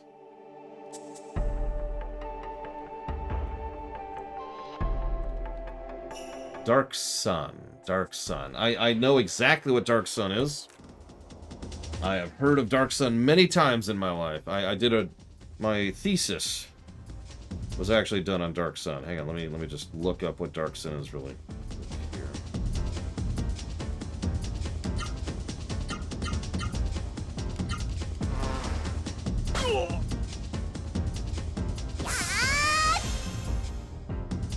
Let's see, Dark Sun, Dark Sun.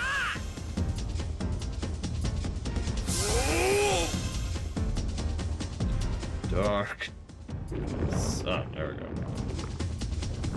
It's apparently an original D&D campaign that I have never heard of. There was 2nd edition and 4th edition. I didn't really play 4th edition. I mean, all the 2nd edition stuff I did was in Faerun, so that tracks. So that's my incredibly in-depth answer to you. Huh?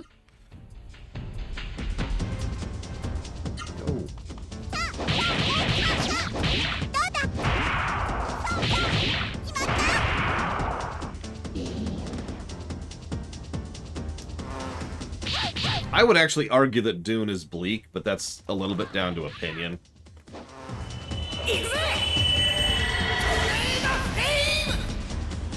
Wow, you just did no damage to that bee. You suck, sir. You just got out damaged by Gala. You should be ashamed of yourself, Vaughn.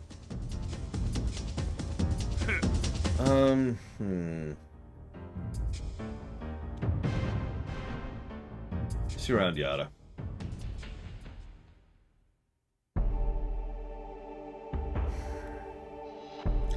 I think actually my favorite harsh setting would be Warcraft, followed by StarCraft, followed by Battletech. And then after that, probably Fallout, and then Dragon Age. And by that point, I've given too many answers, but I think that's kind of my list there. Now, let me do some things. What's my opinion on the silent protagonist trope? Can it be done well? So let's start with the obvious. Yes, it can be done well. I mean, duh. GTA 4 is bleak. And GTA 5 is GTA 5, so I don't know if I call that harsh. So, obviously it can be done well, and arguably has been done well. But I will say 10 times out of 10, I will prefer a well-written protagonist over a non-vocalized protagonist. You know what I mean? Like, I will always prefer someone who is well-written and also vocalized, either in terms of actual voice acting or in terms of text on the screen, than Chrono from Chrono Trigger. I love Chrono Trigger to death, but Chrono is, for the most part, a non-character. There are very few exceptions to that. In fact, there's arguably one exception to that.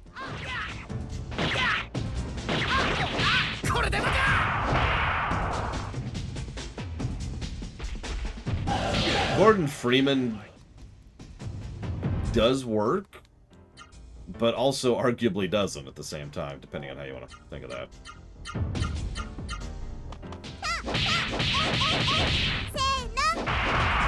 The benefit of the silent protagonist, I'm amused Evo wasn't here because she'd probably jump on this. The benefit of the silent protagonist is you get to decide who the character is. The detriment of the silent protagonist is you have to decide who the main character is. If you don't, they're a non-factor. Let's go back to Chrono from Chrono Trigger. How much direct impact does Chrono have on the narrative of the story, the characters, and everything going on in that game? And I'm just going to tell you right now, the answer is virtually none. Most of the actual narrative beats are carried by the characters who are characters. Because they're characters.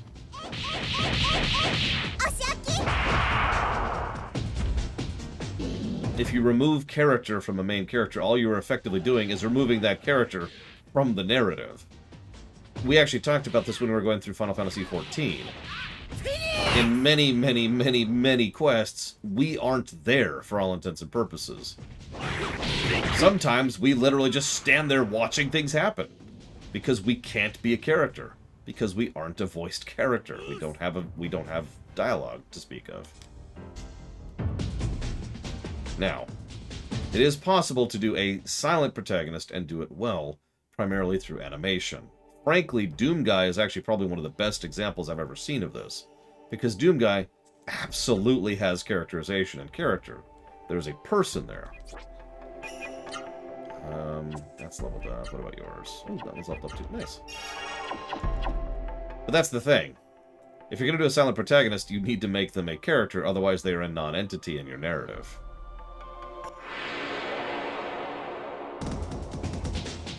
My opinion. So, Harian says, what would a Star Wars galaxy ruled by Dooku with Palpatine dead be like? So, I can think of two possibilities there. In one, Chancellor Dooku, and in the other, Lord Tyrannus. And I think both of those have their own possibilities, and would go in extremely different directions.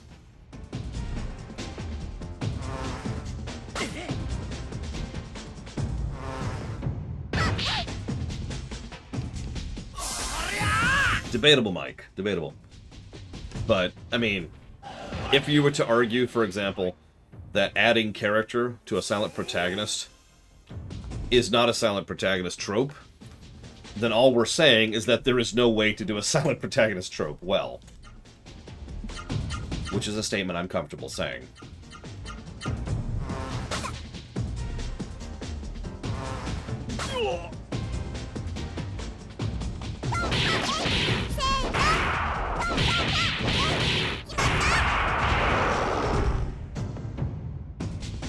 God, these things have too much health.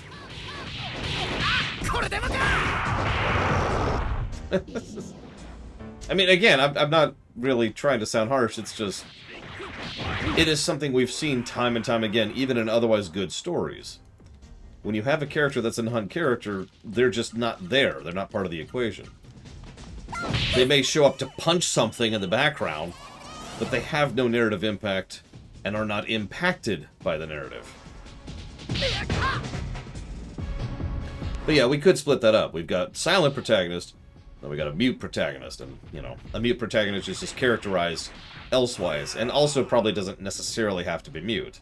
Samus speaks exactly one line in Metroid Dread, but she gets tremendous characterization in that game, for example. Yeah, exactly, Action Man. Most of the links are good examples of characters who get characterization. I shouldn't say most. Some of them are characters that get characterization. We get characterization for Ocarina Link, for Wind Waker Link, for Twilight Link. That word is losing relevance.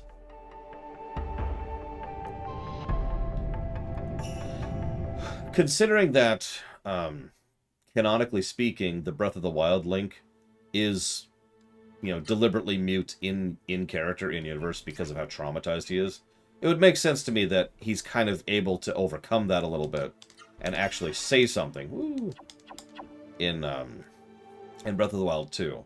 But if you're going to do that, you have to be very specific about it, right? It has to be like a big moment where Link finally says something. And you have to do it right, and you have to have a good actor, and blah, blah, blah, blah, blah. Like they did with Samus in Metroid Dread. That was a big moment, built up properly, paid off excellently, right? That was great. So they'd have to repeat that trick, essentially. Vaughn, Gala, it's a Genesis tree over there. I'm going there. I'm going ahead to the Genesis tree.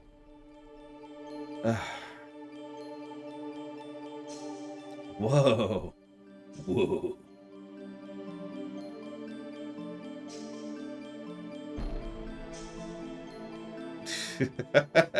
Damn it, prisoners. Gala, the Genesis tree. Come look at the Genesis tree. Oh, this is terrible. It's frozen stiff. It's frozen. Oh, no. Oh, no. Oh, no. Oh, no. Vaughn, the Genesis tree is frozen. Didn't we just cover this? Is it me or is the dialogue getting worse the further into the game we're getting? This is straight out of... FF7 does the same thing. FF7's dialogue just noticeably gets worse the further in the game you get. Terra, will everything be alright? Won't the Genesis tree wake up? Silence. I never imagined that something like this would happen to the Genesis tree. We still have to try. We're going to focus our energy. Come over here. Gala, let's give it a try. Ready, Vaughn? Let's go join them. Okay.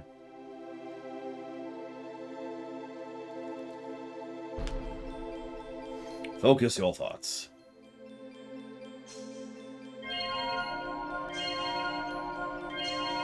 You're drunk, Trathen. Go home.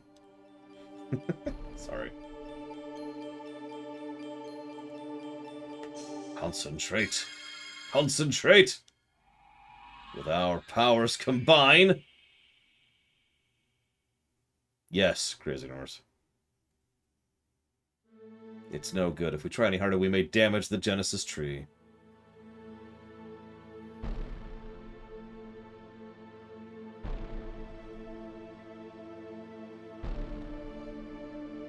So, no, we can't give up. We can't. I'll do it. I'll wake up the Genesis tree. I'll flap my wings until it wakes up. Noah, stop acting like a child. She's 12! Oh, wait, that's it. A Rosaru egg. Rosaru. This is a Genesis tree, so it should have a Rosaru egg. Noah is right. Ozma, can we at least get a Rosaru egg? Well, actually, it looks like there are no Rosaru eggs here. Looks like all the Rosaru eggs have been taken from every Genesis tree. Yes, she is 12 years old. He's 14, and he's 18. Kara, she took them. She took the Rosaru eggs. To that bad pimp. I see. It's possible. I don't know for sure, but it's possible.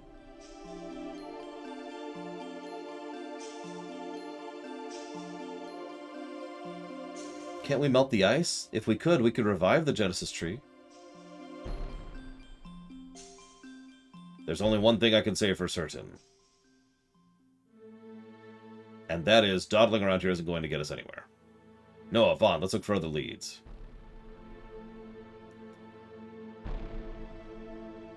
Gala, you sure do talk big. By the way, Gala, the 18-year-old man, is the master teacher of his monastery, which means he is the second highest rated master teacher monk, the guy who teaches all the other monks. The 18-year-old.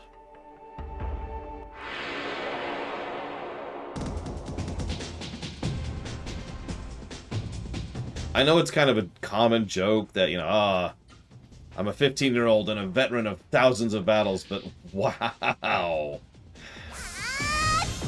Yeah, monks don't have a great living thing, I guess. So, do I have a favorite enemy type or class? No, I don't think so, Luca. I mean, I suppose... yes, the Mist has been around for 10 years. I suppose... no, I can't really think of anything. I like well-designed encounters. Does that count? I like mechs. Everyone likes mechs. Right? Right. Let's go with mechs. So I feel like Chancellor Dooku would be...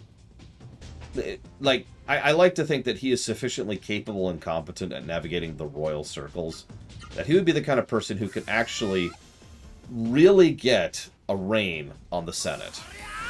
Probably rein in the courts as well, and try to start steering the Republic towards a better path. It wouldn't last very long, but he'd probably give the old Republic another lease on life. Especially since he'd have such close ties to the Jedi. And that would just bolster his position. Emperor Dooku...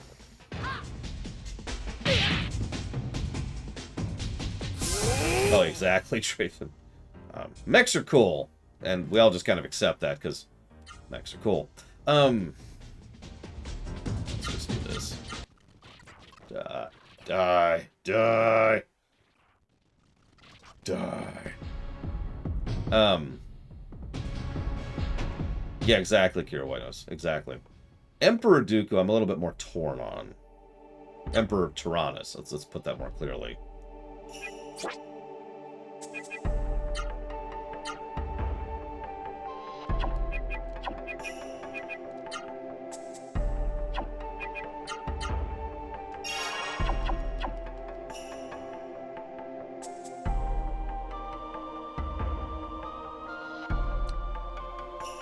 Ironically, I think that Emperor Tyrannus would do a better job of placating most of the people. He probably wouldn't retire like Palpatine did. And at the same time, he probably wouldn't get obsessed with the rebellion like Palpatine did in both continuities.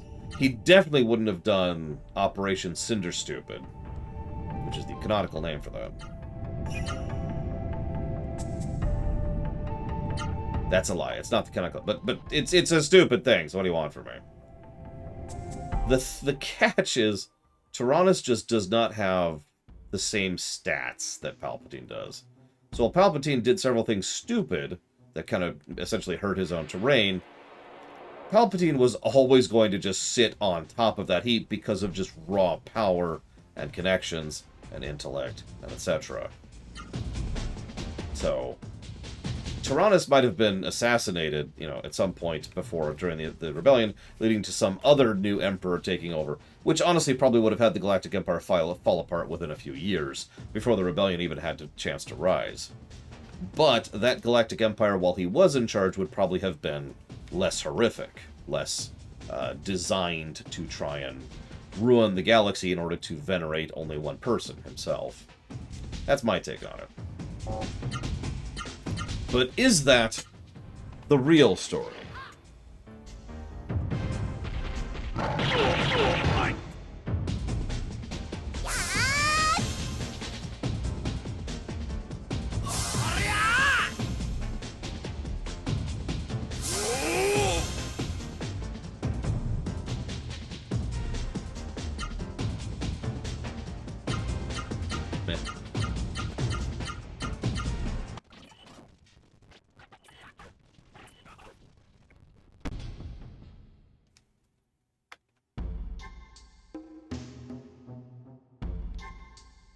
weird place.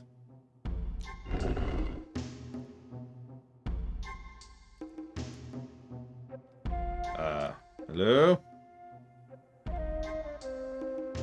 Doctor? Dr. Usha? Is Dr. Usha there? Who is it? It's me, Noah. I came to see you, Doctor. Noah? I don't know any Noah. We're on a journey to wipe the mist from the face of the earth.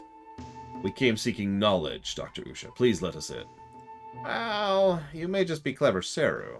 You say you want to destroy the mist. If you're telling the truth, you must know the password from someone in Seoul. Well, the password is... this. That's it! You're the heroes! You're finally here! Where the crap have you been? Well, she was 2 when you retreated to this place. God, think about that for a second. See, I can't just talk about personal power and political power. I have to come up with, like a topic. I can't just talk about it. But we all know that once I conquer the world, I'm not going to do it with political power. I'm going to do it because I can snap my fingers and crack the planet in half. Kind of like... No, I won't actually do it. But, I need to jot down a note.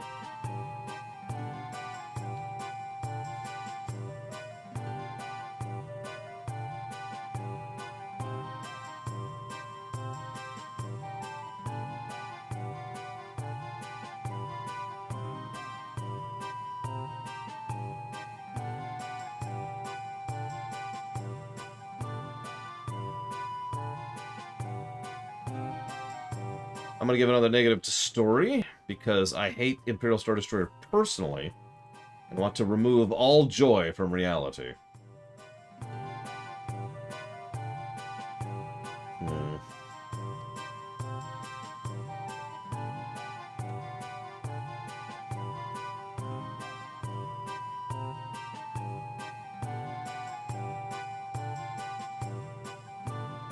Lormom?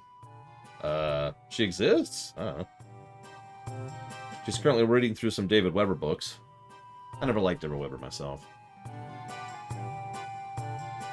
I've actually thought about that, Crazy Norse. Obviously, the goal with the AU is Palpatine is pure evil, the end, right? No nuance, no nothing, just mwah-ha-ha-ha. Now, I'm fine with a pure evil villain, but I really think that Palpatine, personally, is someone who has actually made a worse character by that change. But I always liked the idea, and I would probably push for this in the rewrite, that Palpatine was someone who used the Force in balance, that he was very careful and very cautious. But because he was using the Force at such an insane level, that he was so much stronger, and so much more precise, and so much more powerful than everyone else, eventually he just slipped. And he fell to the Force, and just kind of descended into mwah-ha-ha, because he fell to the dark side. And thus we have the Palpatine that eventually loses.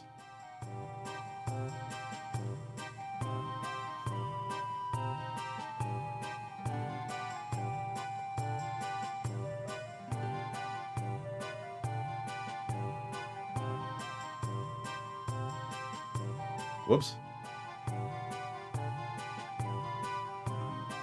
Yep, okay. Just make sure the HUD's up to date.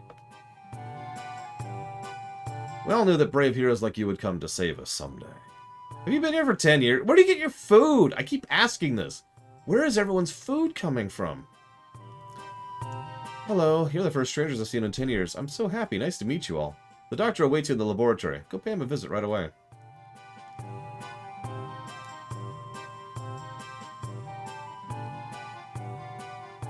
It's spicy. Spicy, but good. What are you eating?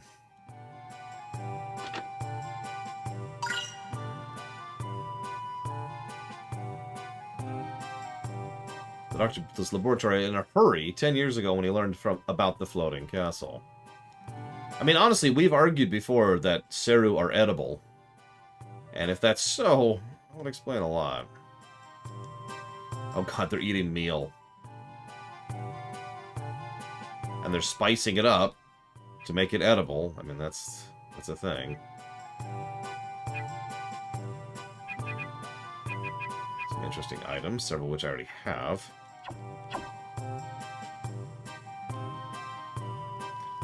Considering what the mist does to people and to Seru, I wonder what it does to, you know, animals and plants.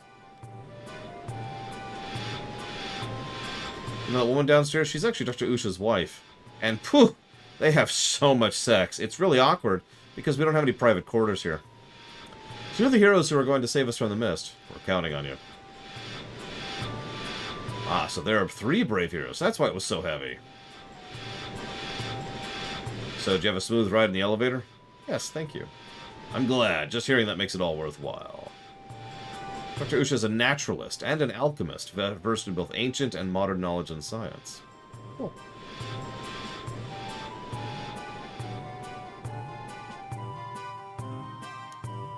We've been working for the doctor for 10 years now. Yeah. He's a great man, but a little long-winded. Great. He's been studying the mist for some time, but has made little progress. In 10 years?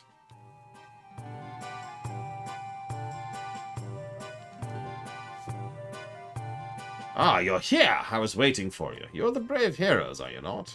I hope so. All 3 of us hate the mist, and we're going to destroy it by reviving the Genesis trees.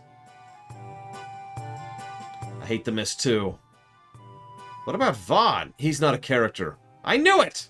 So, those are Raw Seru on your arms, right? Doctor, you know about Raw Seru? Of course, of course. But who are you? Where do you come from? Why don't we start with that question? Well, there's this wolf, and I was about to die. So then this Raw Seru and the Genesis tree, and then I... Calm down, young lady. We have plenty of time. Try to speak more slowly. So... Explain, explain, explain. Wow, that's an interesting summary of the plot so far.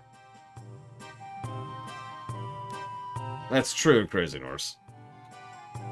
And one thing they mentioned is that humans are very slowly but subtly affected by the mist. But that was literally mentioned by one person about one person, Gaza, who was already crazed with grief. So it's entirely possible that that's not canon.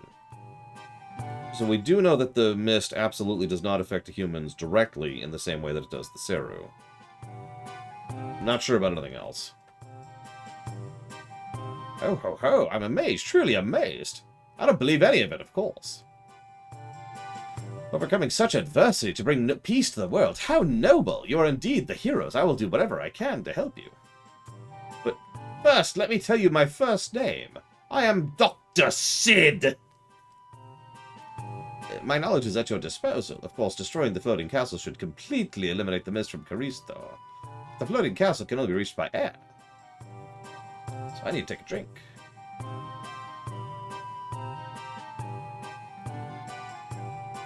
I mean, we do know that there was a hunter clan from our hometown who would roam out into the mist and then roam back. And it was dangerous. But, you know. Anyways, it's frozen, we can't do it, the ice can be melted. There's a Seru in Nivora Ravine to the north that breathes cold air. Its name is Koru. It was once a peaceful Seru, but the mist did what it did to all Seru. So you have to go murder it. Wow, that's easy, Doctor. Do it for us. Hooray! Noah, calm down. Korra has been storing heat in its body for many years. It's extremely dangerous. Make a wrong move and kaboom, Korra will explode and destroy you all. With the time-space bomb... I'm sorry, what? We could trigger thermal reversal and destroy him neatly. But we have no fire droplets with which to fabricate a time-space... You have something... You...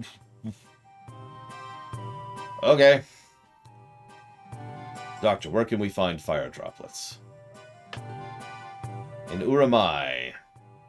An ancient book describing how to build a time-space bomb says, he who would seek the fire droplets must first dream in the home of the Seru. The dream will summon Teague, who will bring the fire droplet. I don't know who Teague is, but I know what the home of Seru is Uramai. Okay, let's go have a dream there. It can be easy or difficult, but this is the only way. My wife has the key. Oh no, let's go to Uramai. Uramai, dreams, Teague, fire droplets. Nothing but riddles. Not what I would call that. Well, let's go make a time-space bomb. I don't even. Okay. Actually, you know what? Whatever. The mist doesn't affect humans in any way, shape, or form, except for making them go crazy and want to make time-space bombs. Oh, it looks like you're all going somewhere. I heard you talk to the doctor through the speaking tube over there. Maybe a word, but I'm a little uneasy about this. Here are some questions to see if you properly understood everything. Oh, we're doing the quiz thing again. Hold up. Save state. We're gonna cheat our balls off! Or maybe not. The home of this Uramai. Next question. What are you gonna do in Uramai? I'm going to say thank you to OctoG. Thank you very, very much for that sub. Always. Thank you. If you want to put that towards something, please let me know. I'm gonna dream. Third question. What are you going to get in Uramai? The time-space bomb. Swimsuits for adults. Perfect. Listen, I'm gonna conquer this frickin' planet whether it likes it or not. Once you have it, where do you take the fire droplets? Here. You twit. Give me my prize. The key? That's it? I thought I would get like a bonus thing for answering all the questions right. Oh, whatever. My brain is slowly being destroyed by this song, so let's get out of here. Hang on, I gotta write that down for human revolution before I forget.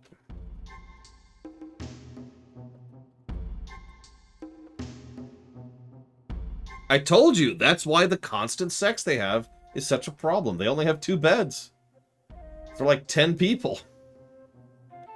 I don't make the rules.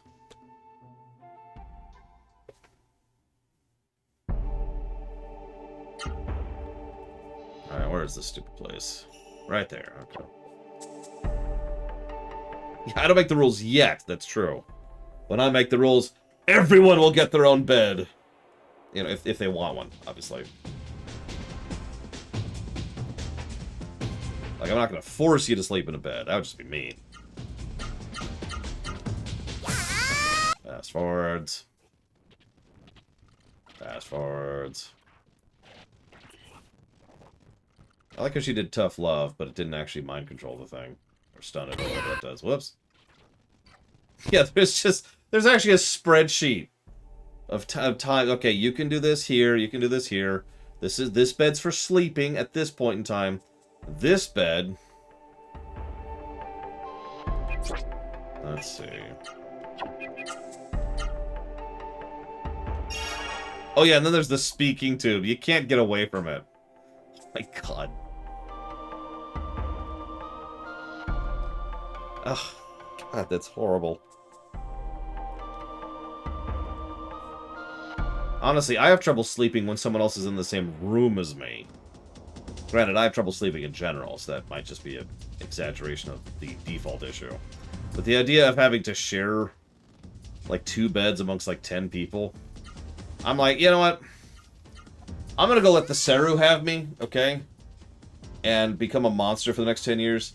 If y'all figure this out, feel free to break me out of monsterhood, because, peace. But, Lore, you might die! Trust me, I'd rather have that. God. No, we don't have a boss for a while. I'm not even complaining.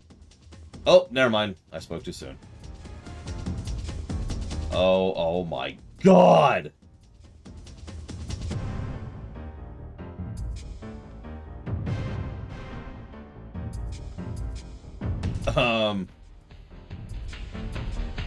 Okay.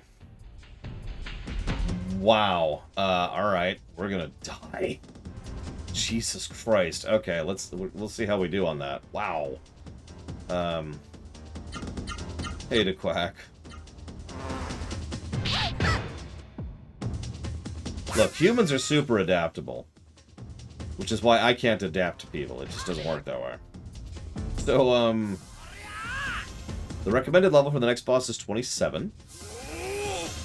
So we'll see how close to that we get. Summarize this game. So what's the back of the box quote for this game? This is 10 hours of a great game in a 40-hour game. There's the quote on the back of the box. But yes, the game is all about 10 people sharing 2 beds.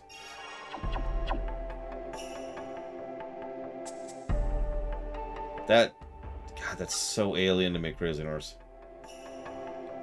Oh, they've got 5 beds for 10 people. Problem solved. Everyone pairs up. We're good. But I don't like that person. Well, it sucks to be you.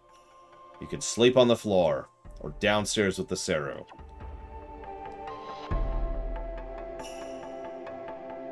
Oh, wow, Valerian. That's a really simple issue. Okay, so you want to hear something funny. Because this is related to that. Yeah, I swear, Valerian. Just hear me out for a second. So, this one time, I ordered some food. And the driver shows up at the place and is like, hey, there's no food here. And the people say, yeah, we don't have that order. Now, the driver had a frickety brain, and so reached out to me and said, hey, they don't have your order. And I'm like, oh, that sucks. All right, I'll go ahead and try to figure out canceling. And the dude was like, yeah, give me a minute. I was like, okay. So I waited. To be continued. Vaughn, Gala, this must be the place. This must be Urumai. You can tell because it looks like that. Those strange structures in the distance must be the Urumai, the ancient ruins, Dr. Usha said. But Vaughn, have you noticed something unusual? Yeah, there's no mist. That's right, there's no Genesis tree to be seen, yet the mist doesn't flow in here. Those ruins must have the power to hold off the mist.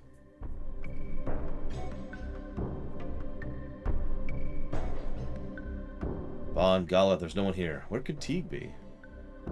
Vaughn, do you remember what Dr. Usha said? Very good, Vaughn. Well, let's go dream, like he told us to. Then we'll see if Teague will actually give us the fire droplet. Okay. Vaughn, Gala, there's some weird house here. Let's go inside.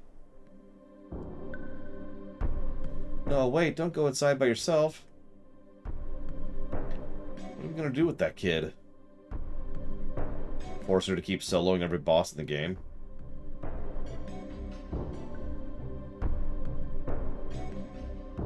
Dun dun dun! It's the completely non-evil woman who is having this weird scene. Guidelines for Seru trapping. Seru come out at midnight. A trapper must therefore patrol Urumai only at sunrise. Off limits from sunset to sunrise because that's when whispers are frequent. Trapper must never wear a captured Seru. All Seru sent to Soul as soon as they're caught. Whispers are the voices of a demon. Trapper never listen to the whispers, even in daytime. Trapper must never touch the 3 doors on the side of Urumai. Okay. Right.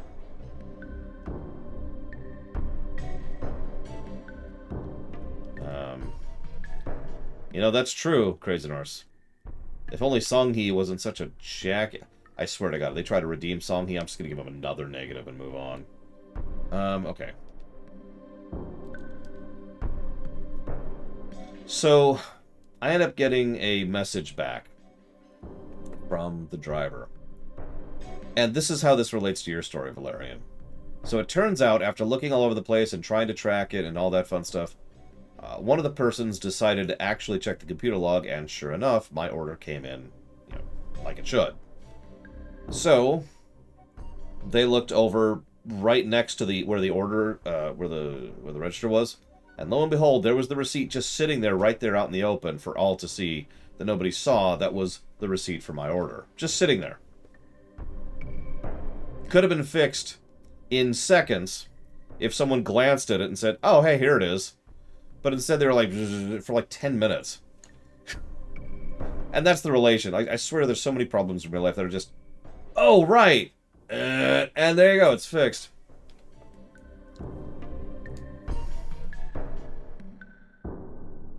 I suppose that's not a bad thing.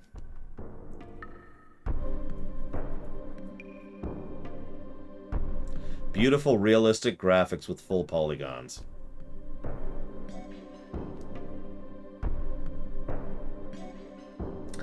So this is Urumai. These are strange ruins indeed. That's any place where we could use Rune's key from Mrs. Usha. What? No, what's the matter? I hear something. I hear something. It's a voice. I hear a voice. It's the whispers. A voice? Oh, no, I hear it too. Give me all your money. I hear words inside my head.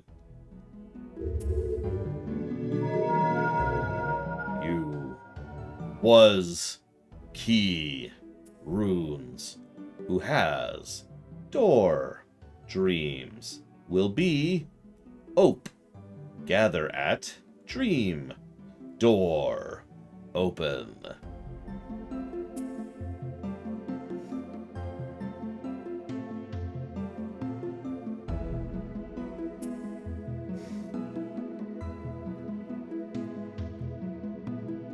I think I was partially biased against the early 3D graphics of the PC, N64, and PS1.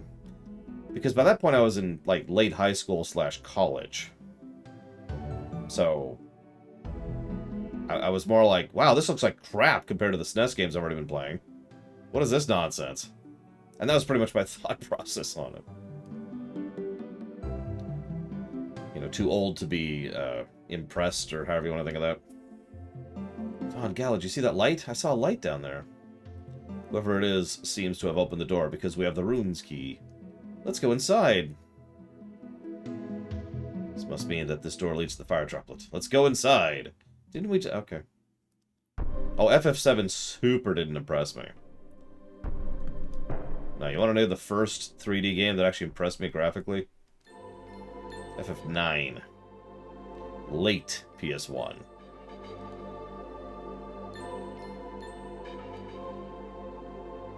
And then the PS2 stopped impressing me again. Because of the blur!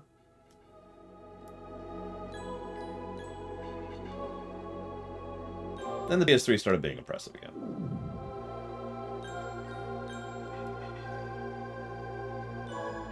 Anyone else weirded out by this place?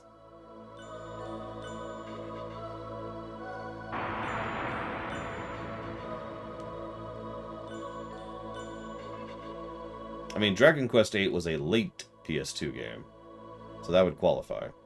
Just like FF12 was, which is another impressive graphically game. Vaughn. Vaughn. Welcome, human. Welcome, Ra Saru. The stone stage awaits you. It awaits your dreams. It awaits your minds. Oh, God. No, Vaughn. What are you doing? You can't go by yourself. Hey, Vaughn, what's going on? You can't go by yourself. Agreed. Crazy Horse. Well, he's being eaten by a gelatinous cube. Which is actually a really horrific way to go if you think about it. Look, he's sleeping on a gelatinous cube. Noah, can you hear me? You mustn't awaken Vaughn. Vaughn is dreaming. Dreams mirror the heart. Vaughn is looking into his own heart, and Teague is watching. Hang on, let me look in my heart here. Oh my god! Okay. Now, I'll tell you exactly what you'd see if you look into my heart. You ready for this?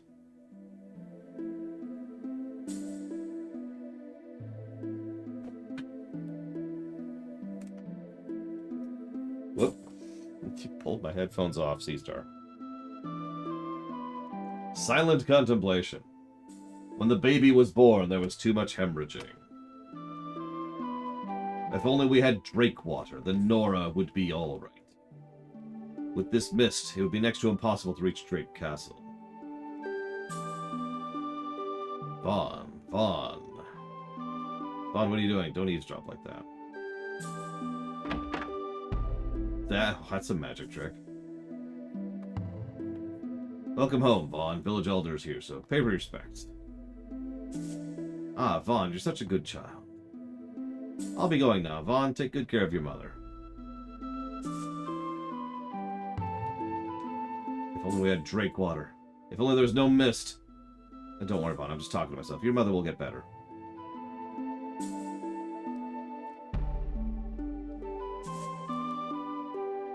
No. Goo goo gaga, says Nene. I will go to Drake Castle. I will get you the water. Come on, it's almost dark. Don't go outside the wall now.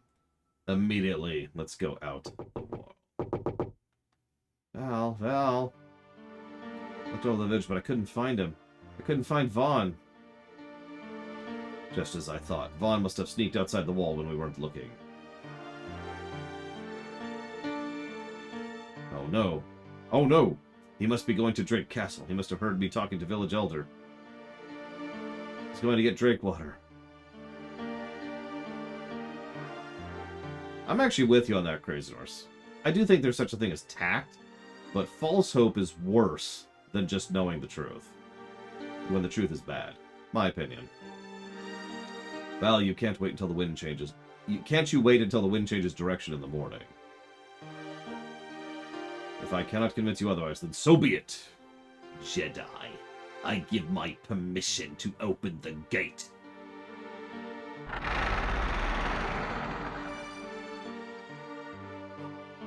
Instantly killed. Just, ugh.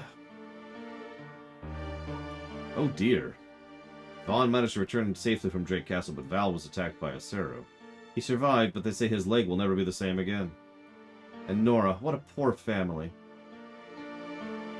Well, everyone's dead, and it's all my fault. Sweet.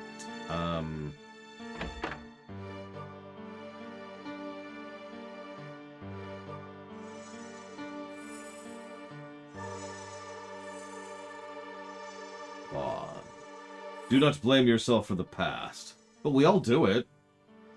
What, don't front. We all do that. You do not feel guilty. The past cannot be changed. Instead, you must be brave and work to create the future. That is what it means to be human. For humans are those who are brave enough to create their own future. While at the same time feeling really, really embarrassed about that one stupid thing they did 20 years ago.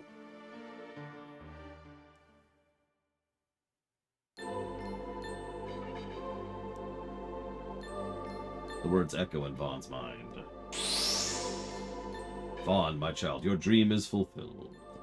Whoa there. Whoa, and we're dead. I mean, I was never human, but, you know, that's neither here nor there. Listen, all I'm saying, Crazy Horse, is I'm gonna kill him! I'm gonna kill him! Oh, hi, Seastar. Don't worry, I won't kill anybody. I'm going to kill all of them. Don't worry, I won't kill anybody, Seastar. It's okay. Vaughn, are you alright? Were you having a bad dream? Vaughn, if you don't want to tell us what you were dreaming about, that's okay.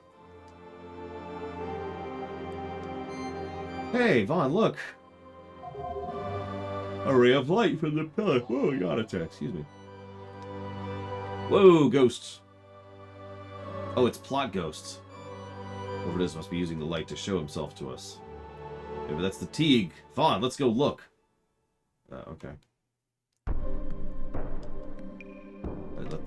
Hold on. What? In the beginning was Teague. Teague was every. Then him into two. Those Hume. Saru also divid world to human Saru. So yeah, okay, I'm not going to even try and read any of that. Moving on. Next. Next? There we go. But Liliana's so hot. But, like, I wouldn't romance Liliana either, personally. I mean, I get that she's a hot redhead, but she's also horrifically just mad about shoes. Like, oh my god. You have not seen a woman fuss about shoes until you've seen that woman.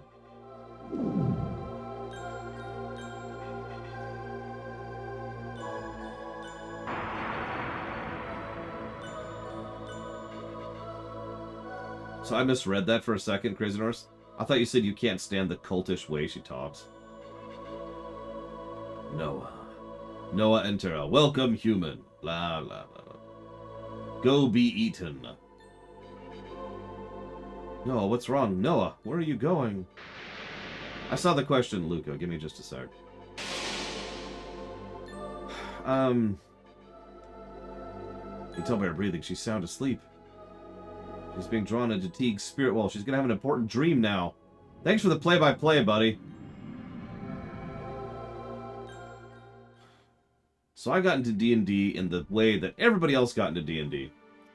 There's a kid on my bus who played D&D. I am thinking of naming this child Noah. That's a lovely name. Noah, the promise of a new era. By the way, her ultimate attack is called Noah's Ark. Yes, a new era of prosperity and hope. That is what this child represents. Your Majesty. Your Majesty, I've come with the most pressing matter. Jet, enter.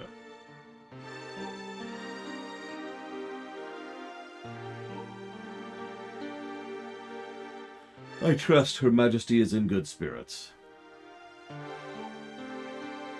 Actually... What? Court did what? You see, Your Majesty. I understand. I'll go at once.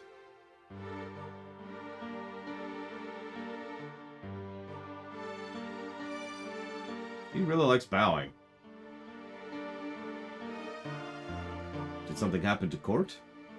It's nothing to worry about. I'm sure. I can't talk now. I'm going to investigate the matter myself.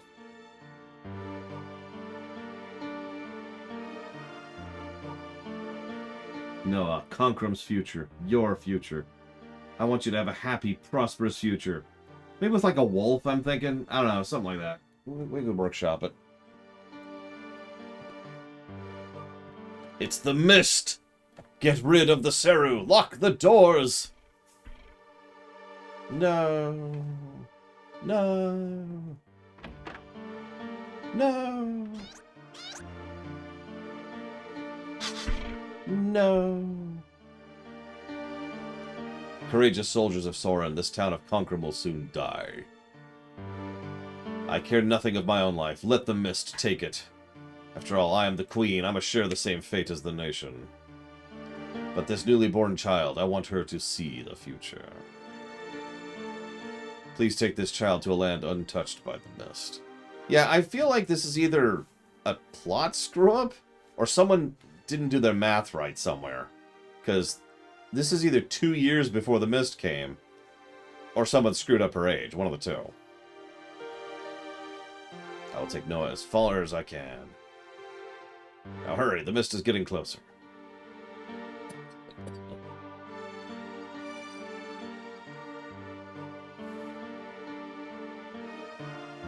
Yeah, it would make a lot more sense if she was 10.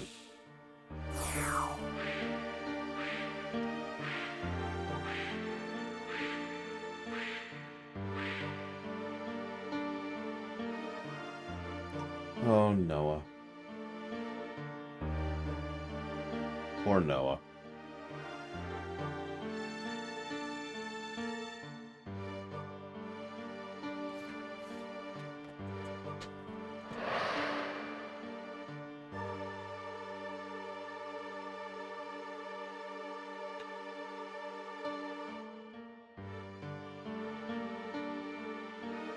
And now the wolf is like, I will eat this innocent baby.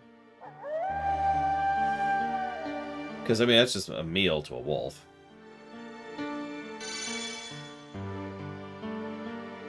So your name is Noah. How do you do, Noah? I am Terra. I've decided to live with you. Possibly, Craziners. We don't really know the propagation rate. Young victim of the whims of fate. The past etched in your mind is now revealed. The pain of your past may have left large scars and may gnaw at your heart. Never lose hope. When there is hope, you can draw strength from the past. That is what being human's all about. Man, I've been doing that all wrong. Humans are those who, with hope in their hearts, find the future through the past.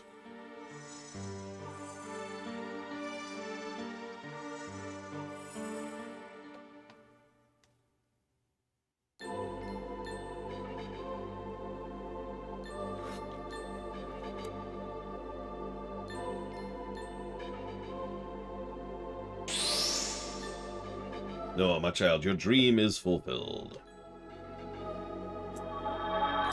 And they're dead. It's okay. We're now playing their next iteration. No, are you alright? Uh-huh. Von Gaal. Let's go to Conquerum. You know, you've been saying that for a while. So, we have to go to Conquerum. Yeah, okay, Jesus. That's my job, Luco. That's why they call me the big bad evil guy.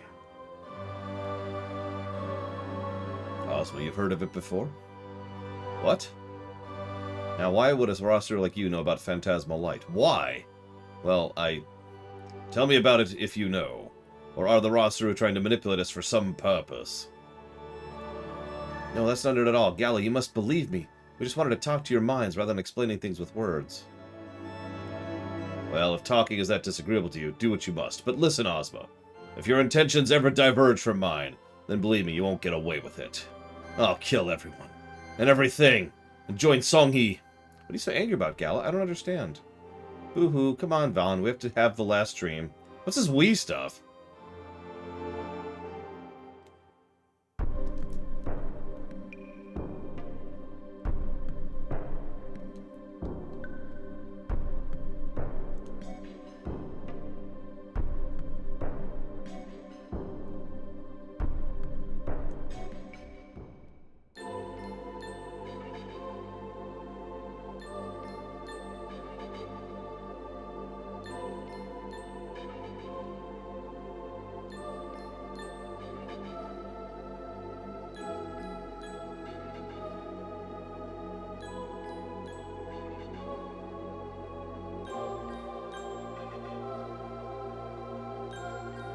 Yeah, I'm trying not to think about the geography and the architecture and whatever. It's just... Moving on. If you pay attention, the architecture's been insane this entire game. Earlier, there's a 3-story building, right? So if you go to the far left part of the first room, there's a staircase on the left wall going up to the second floor, which is then over here on the right side, which you can then go up to the third floor. Yeah, anyways. Gala, Gala, Gila, Gula. Blah, blah, blah, blah, blah. Come be eaten. Gala, hey, Gala. Vaughn, Gala's walking away. This is the third time we've seen... Hi, Evo.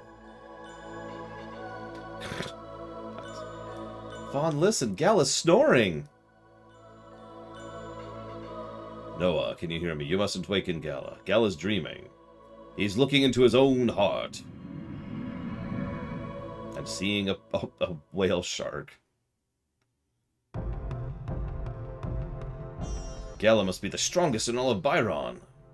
He has to be. Songhee can train all he wants, but he can never match Gala's spiritual strength.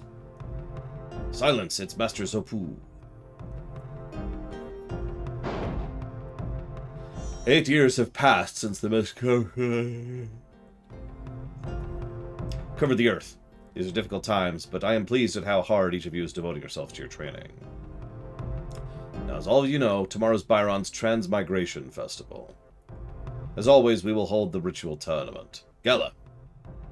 Yes, Master Zopu. Songhee. Yes, Master Zopu. As monks of Byron, there are things expected of you. You must fight with all your skills in order to make this a chivalrous tournament. It's basically the only thing we have to do for entertainment, because we've been stuck in a monastery for 8 goddamned years. Please, fight as best as you can. We are very bored. Yes, Mr. Songhee. Hey, Gala, that ritual tournament's such a drag, huh? Hey, I don't like that look in your eyes. Gala, I bet you think you're gonna win, don't you? See you around, TSB. Get some good rest. No, To hell with you, I'm not stupid. I can tell, but... I want to start voicing him. From now on, Songhee's a Ferengi, okay? I can tell by that look in your eyes. Humph. Ah, forget it. Let's just have a good time tomorrow, alright? What gave it away? Was it the fact that he's constantly flexing, or the fact that he can't stop scowling at everything? Or the fact that he's the worst character in the entire game? But Songhee, tomorrow's the tournament. If you take Juju grass, your body will go numb and you won't be able to fight. Mind your own business. I can't take this headache anymore. Besides, everyone knows that jiggle grass is the best thing for a headache. So, quit your yapping. Just give me the jiggle grass. Meow. Alright, but don't blame me if things go wrong.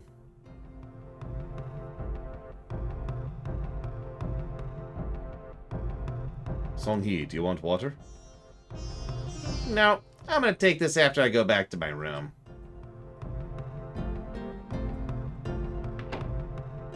Yeah, her standing animation is just... like, her pose. Look at what she's doing with her arms. Like, this is just so unnatural. I hate to comment on that. But it's like, most characters in these things, going back to Dragon Quest 1, do the standing in place thing, which boggles my mind. But she's just, what she's doing is she's got her arms behind her, and she's, like, doing this. Like, she's trying to do a really terrible breaststroke over and over again.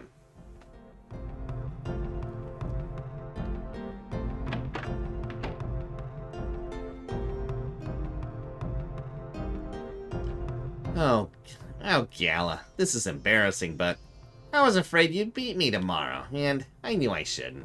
But I took fury boosts to help me fight better tomorrow. That's right, I'm juicing. But as soon as I took them, I started feeling guilty. I felt self-loathing. So here, you take a fury boost too. But why? This is a contest, so it's gotta be fair, right? And I wouldn't want this to be... and I do want this to be a fair fight. So go ahead. Take it. Well, I don't know. Alright, I'll do it. I'll take drugs. Because you said to.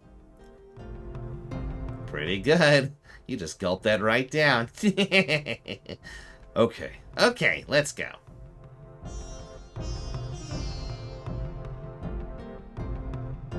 Gala, Songhee, are you ready? In praise of the great benevolence and miracles of Byron, we beat the snot out of each other. Let the tournament begin. What's the matter, Gala? You scared? Fight me! Come on, Gala. Only took a matter of seconds. Gala lost. I don't believe it. That's right. I beat Gala. Me, Songhee. I win! Where's my beetle stuff? Songhee, you made Gala take the Jigul grass, didn't you? Ah, be quiet. How should I know what medicine he takes anyway?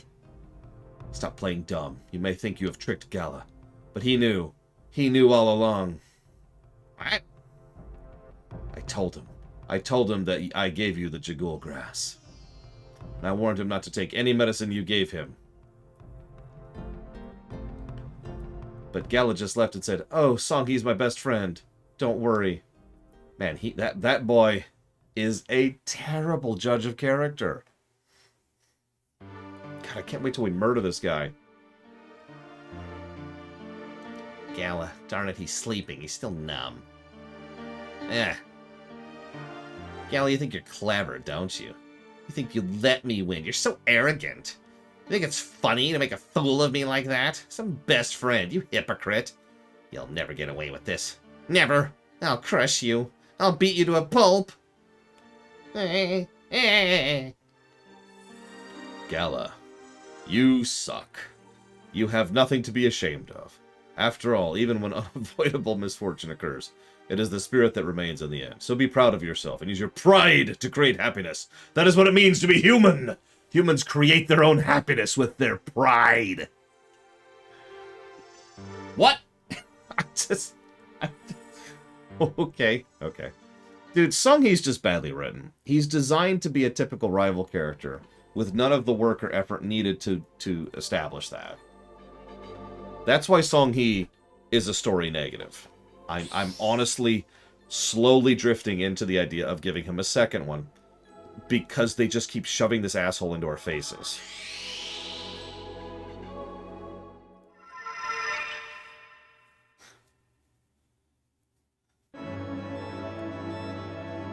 Gala, you seem sad. Yeah, I just remembered in my dream. Something I didn't want to. I remembered that Song Hee talks like a Ferengi. You've heard, like, walk like an Egyptian? It's very similar, but much worse. Bloom.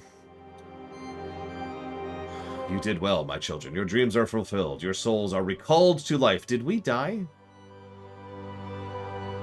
We shall teach you the past. We shall teach you the future. That's, okay. Cool. Look, it's Teague. I can see Teague clearly now. I can see Teague now. The rain is gone. In the beginning there was Teague, and Teague was everything. Then Teague divided himself in two. There were human and Seru. Teague also divided the world in two. The human world and the Serukai. We've heard about that before. To protect the two worlds, to protect two worlds... Buddy! Two worlds needs it. To protect two worlds, Teague placed 10 Genesis trees in the human world and a mother Genesis tree in Serukai. To govern Serukai, Teague chose a small group of Seru and gave them special raw Seru power. Okay. 1,000 years ago, by human calendar, the raw Seru Rogue, or Rouge if you're on the internet, plotted behind Teague's back. Rogue gave the humans Seru, but humans coveted the Seru's power, bringing chaos to the human world. Teague learned of the plot of raw Seru Rogue and sealed him in the eternal dungeon of Rogue. I'm sorry, that's like saying the final dungeon of FF7 is called Sephiroth. But a few Seru in the human world were left to serve humans, who would build civilization with Seru. The mist is the breadth of evil Rogue, but the mist covering Legaia was created by humans. Teague sealed the raw Seru into the human world's Genesis trees, and he ordered them, help the compassionate humans save the world if a rogue or other evil presence should appear. Did Teague tell you everything? Yes. We got the plot done. We know who Seru, Rasaru, Teague, and Rogue is.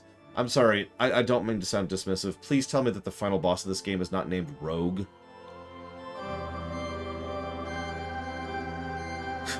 The fire droplet from an age when chaos was the world and the world was chaos.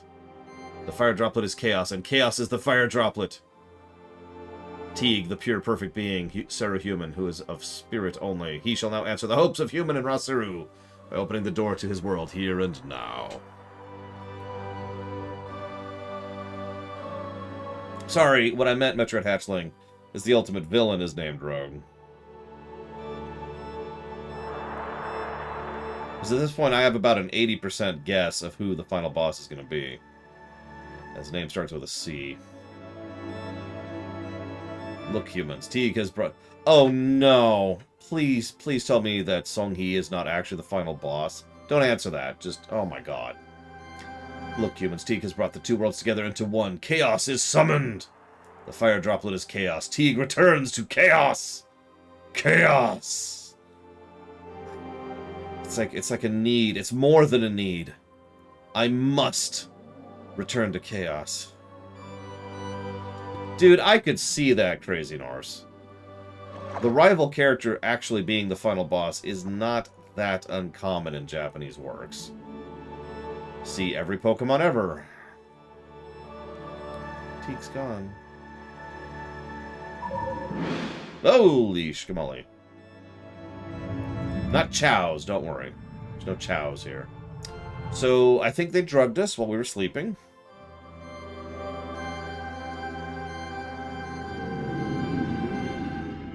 Yep.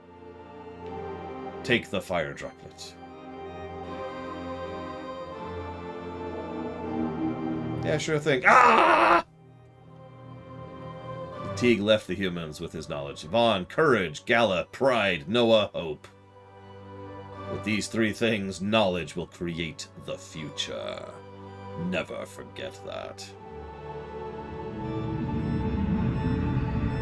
I mean, have you ever felt fire? Because I have. You know, fair enough, Christmas. A dream? Was it all a dream? No, Gala, look, it's the fire droplet. We can make the time-space bomb! Thank goodness we talked to God so we can make a nuke.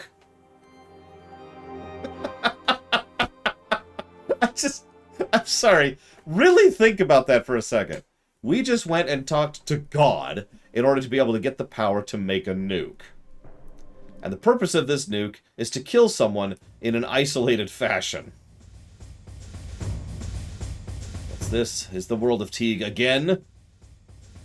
No, that's not Teague. Look, the whole forest is shaking. No, that is a Seru that doesn't belong on the surface. It's evil Sim Seru. Juggernaut! Juggernaut. We must run away now. Vaughn, it's too dangerous. The only thing we can do is flee. Oh, hey, CGI. Clever way to not show the creature. Oh, it's the dude from the beginning. I didn't know that was Juggernaut. Gross.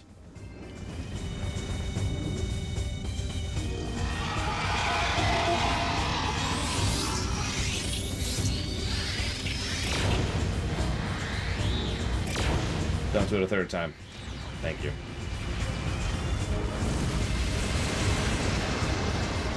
Well, that is why God needs a starship.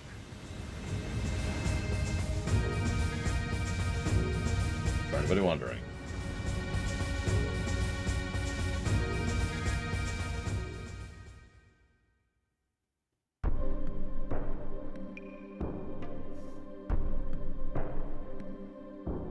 I mean, we saw what those laser attacks were doing earlier. So, now we can never borrow the power of Teague again. The enemy, the Mist's henchmen, must have felt the words of Teague. Teague was an obstacle to their goal. Yet, what is their goal? I still don't actually know what the villain's, rogue is after. But whatever. Come on, everyone. Let's teach those henchmen of the Mist a good lesson. Yeah, let's teach him a lesson. Let's get him real good. Ha ha ha. I am very erotic, but also sympathetic. What, are you having a party with a monster like that on the loose? Kara, what are you doing here? Testing your perception checks. Y'all failed. I can do whatever I want. Wherever I want. No. No, you can't. Hey, Kara, why don't you give us that egg of a raw Seru you have? Egg of raw... Oh, you mean the raw Seru egg. Okay.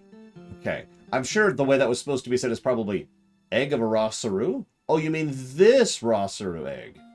But still, that's a weirdly constructed sentence. Okay. What? Yay, hooray! Let me have it. I want it. I want the egg. Wait, I'm not going to give this raw Seru egg to you for nothing. I knew it. If you awaken Booma's Genesis tree like you did the one in Seoul, then I'll give you my raw Seru egg as a reward. That was your plan from the very beginning. Yep, her evil, evil scheme was to convince us to do the exact same thing we've already been doing, and we're already going to do completely regardless of her.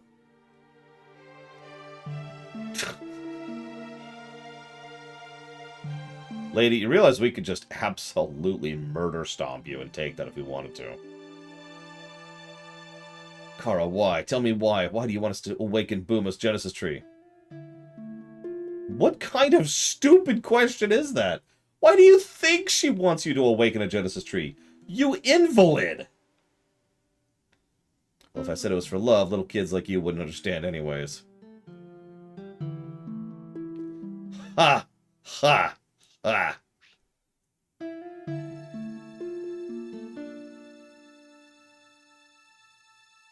Is it just me or has Gala gotten stupider the further in the game we're going? Vaughn, what's love? Does that have something to do with the Genesis tree? You're too young to understand what love is. Right. Vaughn, you're so mean. I don't care anyway. I'll figure it out on my own. Hurry, both of you. We have to deliver the fire droplet to Dr. Usha. We need our nuke!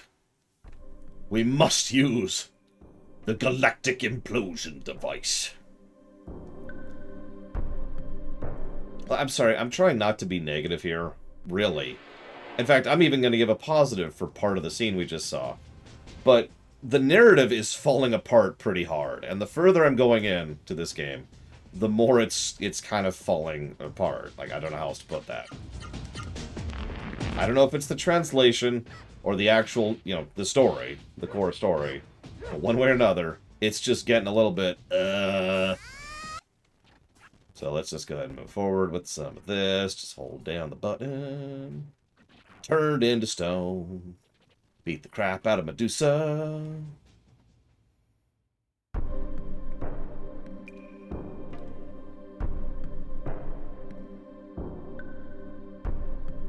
Yeah, honestly, it's interesting because if we're being honest, a lot of games do this, regardless of where they're from. Japanese, English, European, whatever. Most games, statistically speaking, fall apart the further into the game you get.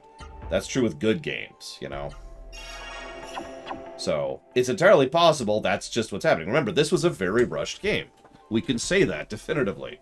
And we know Sony was, like, chomping at the bit to get this sucker out there before FF8. So, it is entirely possible the core Japanese game just started to kind of go, I know I need to do 2 or 3 more polishing passes on the dialogue, but I need this updated. I need to upload this particular section of the dialogue by tomorrow, right? But at the same time, we also know that there's quite a bit of translation issues at this point in history, from Japanese games to English games. As I've said many times, the first game that was truly well localized was Final Fantasy freaking 12, which was late in the PS2's era. Many years from this point. Hang on, I saw someone raise their hand back there. Let's see. Oh god, it's someone who's going to beat the snot out of me, isn't it? Hang on, this is what's going to happen right here. I'm going to be like, alright, Evo, let me answer your question. And then what's going to happen is this. Hang on.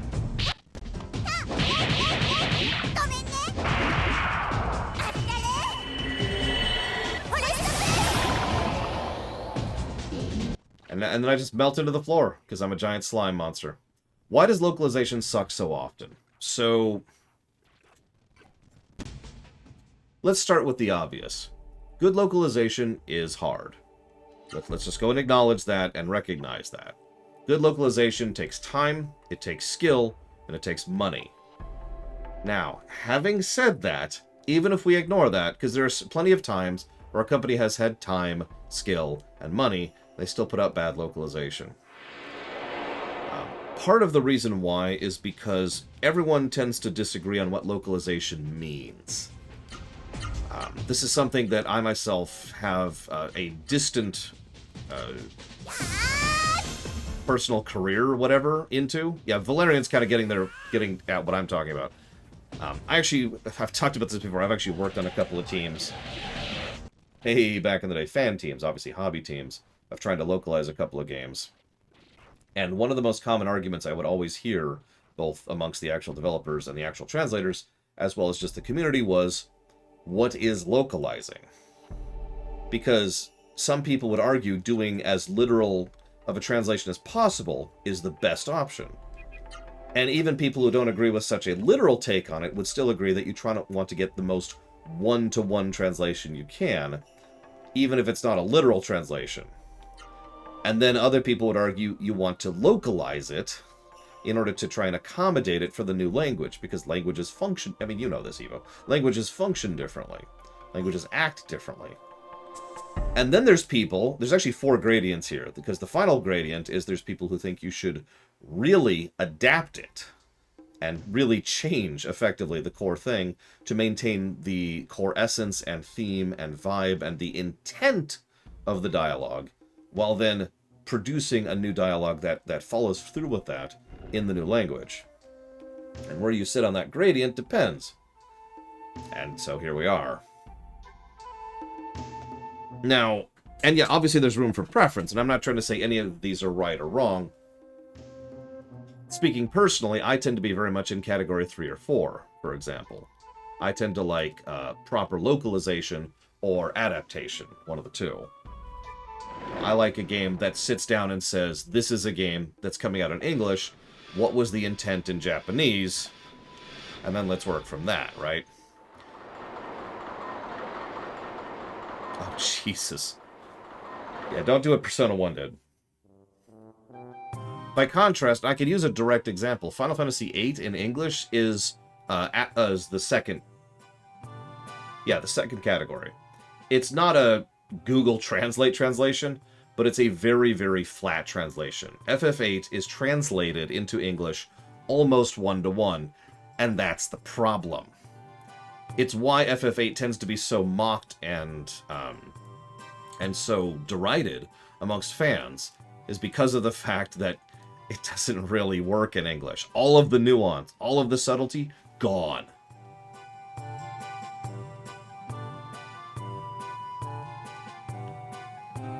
So, we've got 3 cots, 2 beds. Hang on, hang on.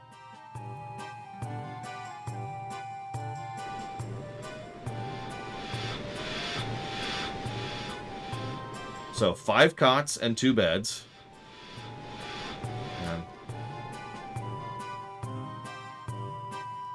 Okay, so 5 cots and 2 beds. Now let's count people. We know who gets the 2 beds. That's the elite, right? So hang on. So we've got 4 people up here.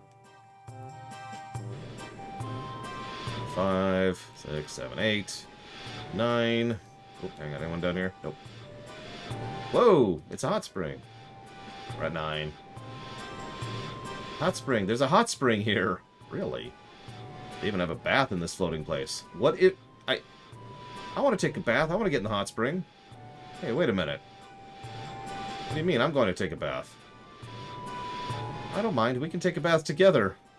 No, I can't do that. I couldn't either. Why not? You don't like me? Look, the bath is too small. Oh, that's okay. I have a small butt. We can both fit together.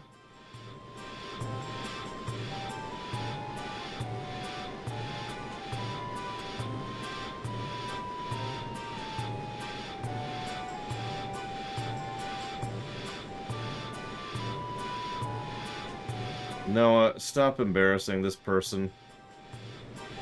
You're always yelling at me. I'm sorry, she's still young, doesn't know about human ways. Ha! Take a bath with a girl. I couldn't do that. I'm too shy. I'd like to, but Mrs. Usha would get mad at me. It's off schedule. So, 10.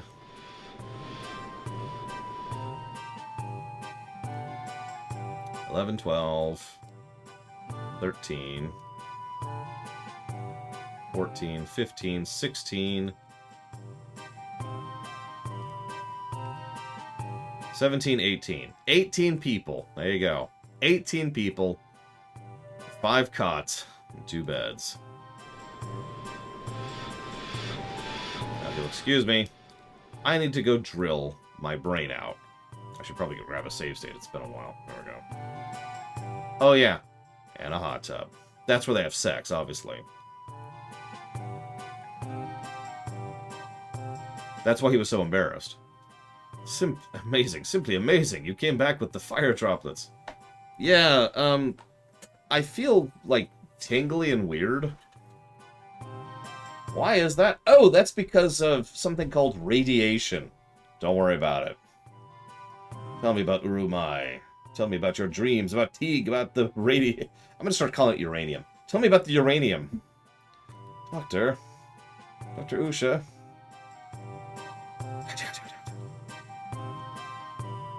Yes, I suppose you're right. We have no time to waste if we're to free the world from the mist. Now then, give me the uranium.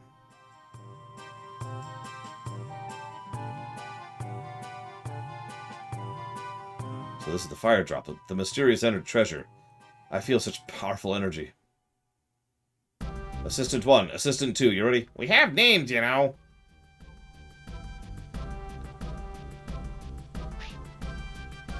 Yep, we need to have the emblem of fire to create the nuclear weapon. Standby radioactive reactor. So Trihexia in chat just asked, how do you know it's uranium? I point you to the screen right now where he just said, and I am not being hyperbolic, standby radioactive reactor. Set temperature to 8400. Reactor heating smoothly, standby complete. Begin heating once the Imperial solvent is ready. Supersaturate power stones with dragon water. All set. We're going to insert the uranium into the Imperial solvent. Flash protection ready. Fire extinguishing system ready. Insert. Inserting.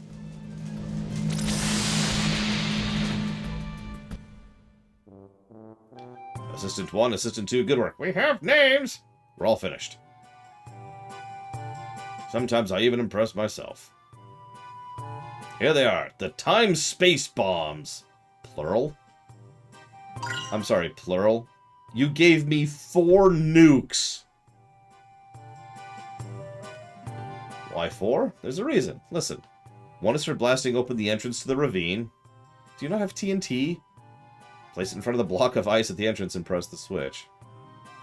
The bomb will explode 3 seconds after you press the switch, so find shelter quickly. The other 3 must be set off simultaneously. Why? In the ravine, it splits into 3... Oh, no. Thunder tunnel, fire tunnel, wind tunnel.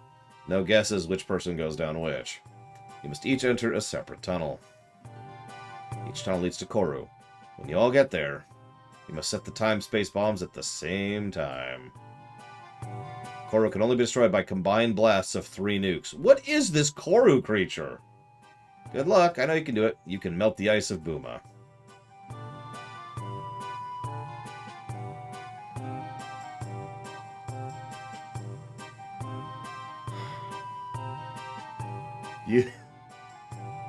You have given... I keep calling it a nuke, but let's be honest. This is a black hole bomb.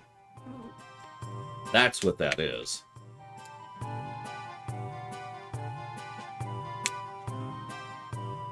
So, the only thing that can kill this creature is 3 simultaneous black freaking holes. What the ass hell are we fighting?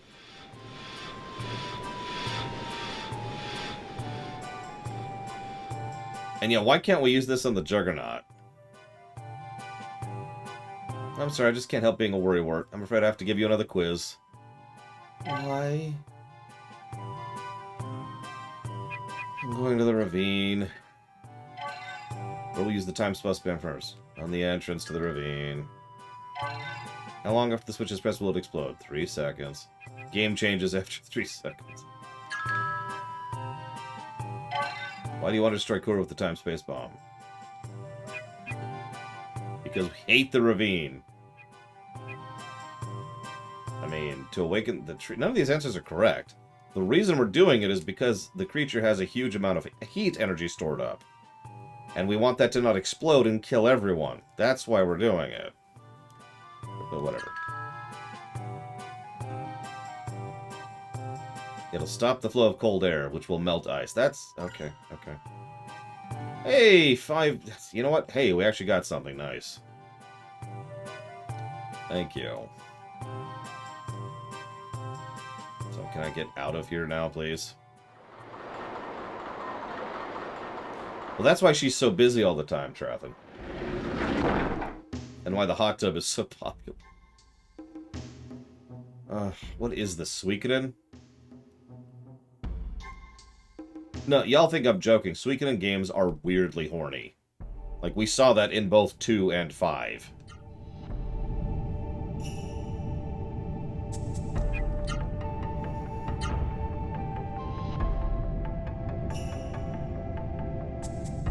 We'll see that in 1 in probably about a month or so.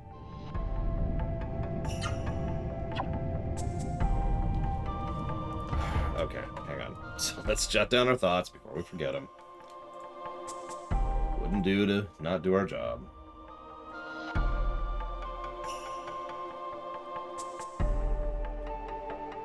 Oh, well, she gets away from it because she gets away with it. Excuse me, because she's a shopkeep.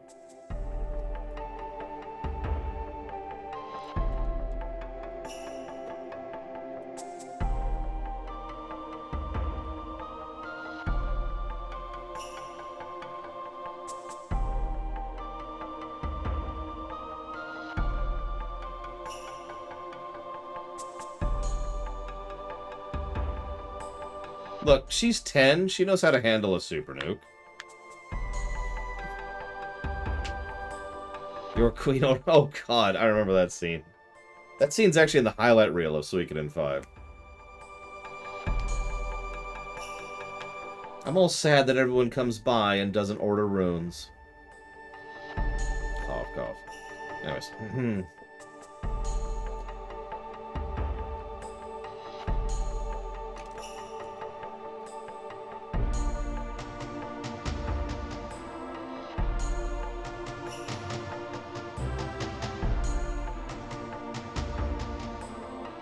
Okay. Did we already save? I think we did, but let's grab a safety save just in case. We did give a positive, yes. Positive given. Now we're heading over... Yeah, looks like. I love how the PS1 looks like it can barely keep up with this, the rendering. It's like, hang on. You can feel it straining. Because that's actually a 3D render down there, so it's probably just kind of chugging a little bit. This is a dungeon. We're about to do a dungeon. Hang on. Scroll down a little bit here. This looks like... Oh, yep, this is a dungeon followed by really, really bad boss fight.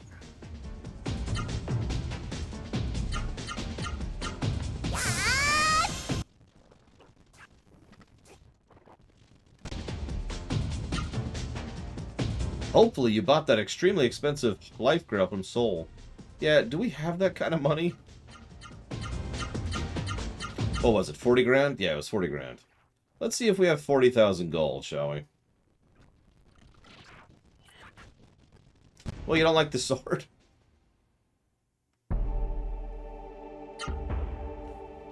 We have... Oh, we do actually have enough money. Holy crap.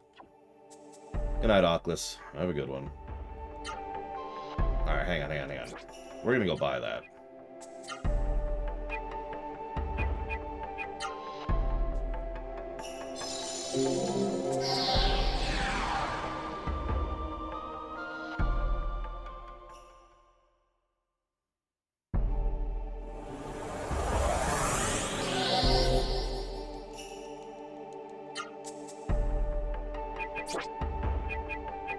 Okay, so Vaughn...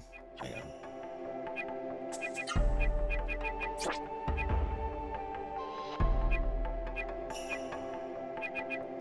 Vaughn needs the burning jewel. Of course he does, Blade Jabal. Milich's wardrobe? Okay. By the way, I was trying to do my best Barbarossa impression, but it kept coming out Ferengi. Yeah. You see, I married an extremely evil woman. And I don't know where to go with that.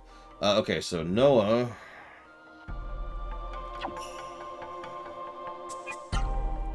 Let's see here. That's technically a spoiler, sorry, but whatever. Noah needs to have the Mad Light.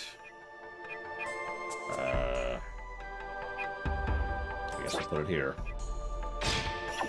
And Gala needs to have the Earth Jewel, which I'm not even sure I have the Earth Jewel.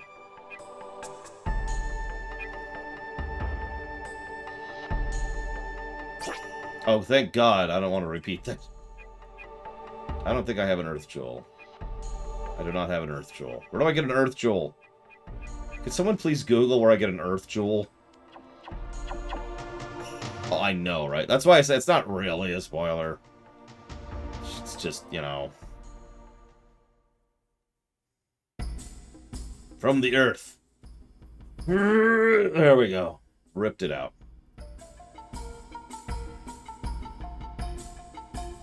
East Voss Forest? How the hell did I miss one there? That was a ways ago.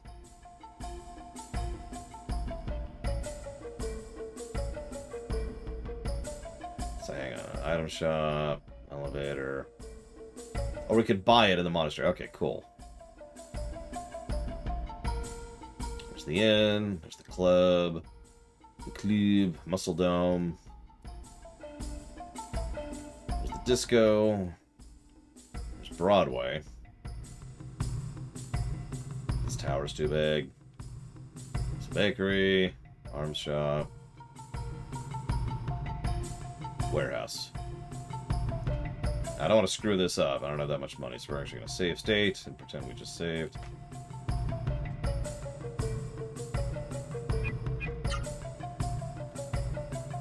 So, yes, I want it. 90,000 gold, that's too much. We have to make a living this. Alright, so how about 60,000 gold? Make it half. Life drop for 30,000? Alright, that's my final offer. 40,000. Sold. I'm not sure who I should put that on, though. I only get the one. It looks like...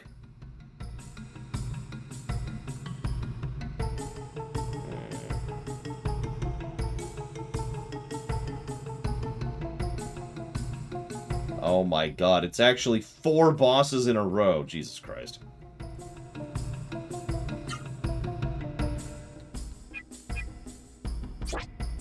Yeah, actually, she's the only one who doesn't have a reliable way to heal herself, so... Much as I hate to lower her DPS, we'll go ahead and give her the Grail. Oh, we're mostly doing setup right now, Legaia. I don't think we can even reach the upcoming quad boss fight in the next 19 minutes. Never mind actually fight them. I should probably use the elevator.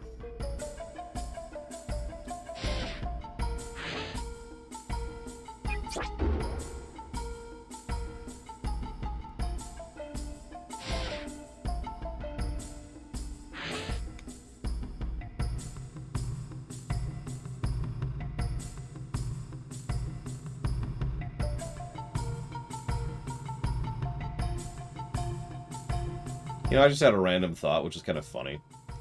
Other than the free inns, none of the inns cost less than 200 gold. Why is that funny? Well, the item to teleport anywhere, including to the free inns, costs 200 gold.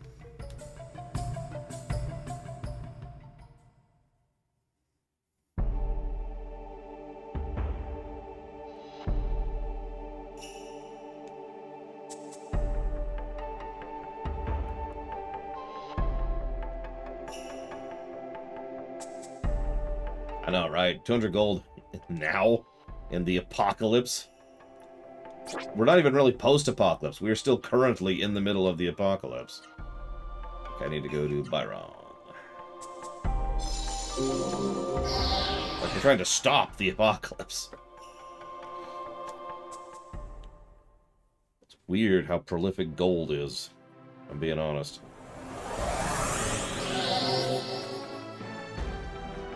Not really a complaint, it's just weird. Ah, God, I don't know, Evo. We are in Act 3 of apparently 4 acts. Whoops.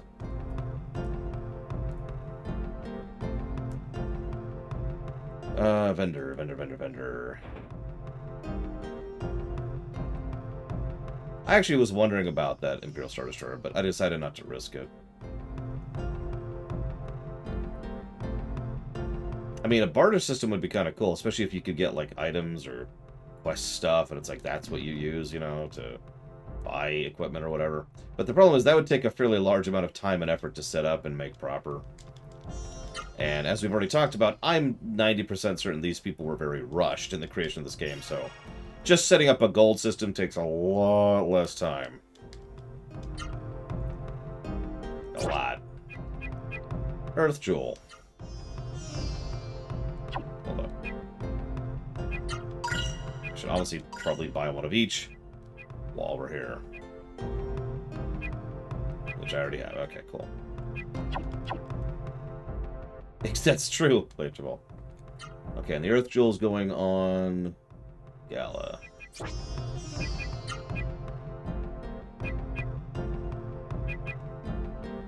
Oh, they'll never remake this. I'd say there's no demand for it, but that's not quite what I mean. It'd be more accurate to say that the people who actually make those decisions, the money people, would look at this and say, why? That wasn't a big bestseller. Why would we waste money and time on that? And then just out of nowhere, someone just shows up and starts beating the crap out of him and says, "Don't be a pimp!"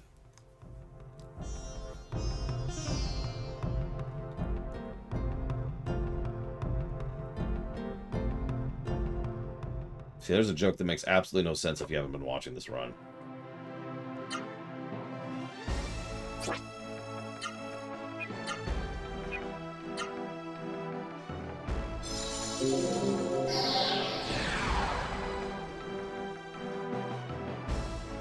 Alright, hang on. This might be our first dungeon that isn't a negative.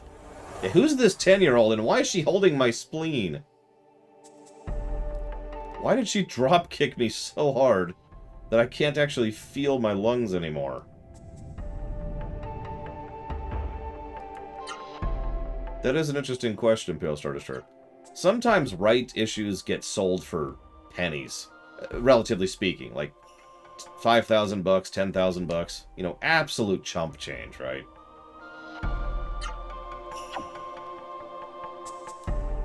Sometimes they go for the 7-digit range.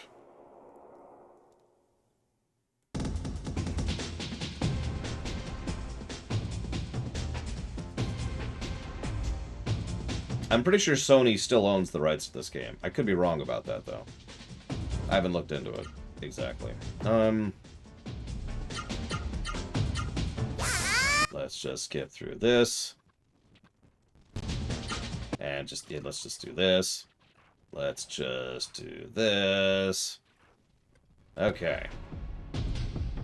No kidding, Crazy Norse. Yeah, they did make a Legend of Legaia 2, and that was PS2 era, so that would act as a renewal of their rights. But they haven't done anything with it since then. No, Sony... So, there's a concept called second-party development. And the way it works is, let's say for a moment that I reach out to you, Blade Tavell, and say, I want you to make a story within the extant. I own that story. I own the extant. I own the game you're making. But you're making it. Now, the idea, the benefit of doing something like this is usually second-party developers get more support, more resources, more funding, more time. Basically, they have more tools in their kit to make games than, say, a third-party developer. So, there's an obvious appeal for developers to be a second-party developer for a major studio. Ugh. And yeah, Sony, Nintendo, and Microsoft all have quite a few second-party developers, and have for years at this point. Okay, let's do it. Let's do it. Let's do it. Hello. There we go. Dr. Usha said to plant the first time-space bomb here. Yep, we have 3 seconds. Oh, goody goody. It's going to be a big explosion. Actually, it's supposed to be an implosion. When I press the buttons, I'll give the signal. When I do, run and find shelter. Question. If you're the one placing the bomb, why don't they find shelter before you place the bomb? Gal, it explodes in 3 seconds, right? Implodes! Am I the only one who read that? In 3 seconds, Devora will change. In 1, 2, 3.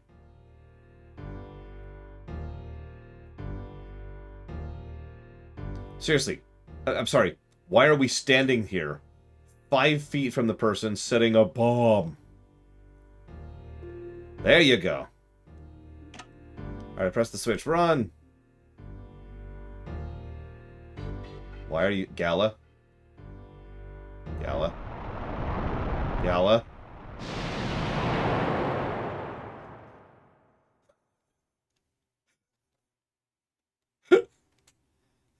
Cool people run from explosions.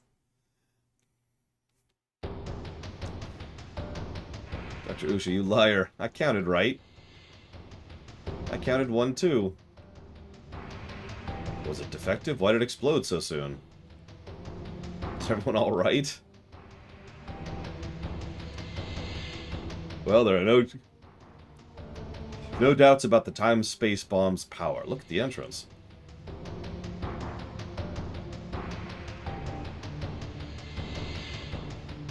Wow, that time space bomb is so powerful.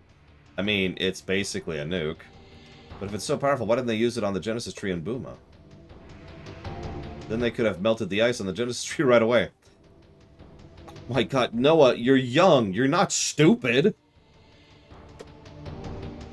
Yeah, why didn't we use the nuke on the tree we're trying to melt the ice on? You can't do that. Now listen, Noah. A powerful bomb like that would destroy the tree and Booma and everyone there. Oh, I guess the bomb is too powerful.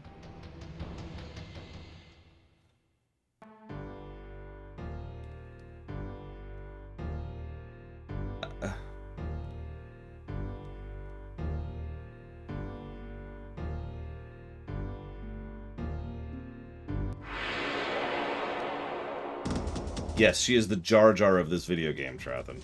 Which is a shame, because she's also kind of awesome. Like, I have actually given her a positive to story already. We might reach the point where I have to give her a negative for story, too. I would be very upset if I had to do that. I don't know. I know that humor is a very morphic art style. Or art style, wrong word. Field. And I know that comedy is subjective. But I'm stupid, ha-ha, has never really been something I find particularly funny. I've jotted it down as a maybe, Dr. Winter. We'll see. And you're right. The whole party has been getting a little bit... technically yes, Blue Ball, but literally no.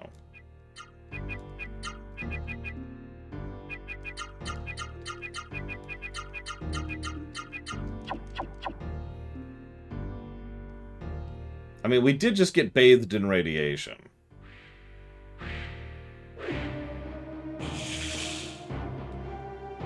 Careful, if you slip, you'll fall right into the mist. Ah.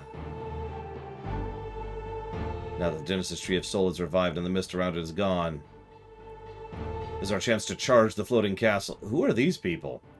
Don't be hasty. Zora's powerful. Quiet, someone's coming. Come on, Gala, over here. There's no mist over here. Idiot planet. Oh god, imagine a whole planet being an idiot ball. Like, in lore. And they're off.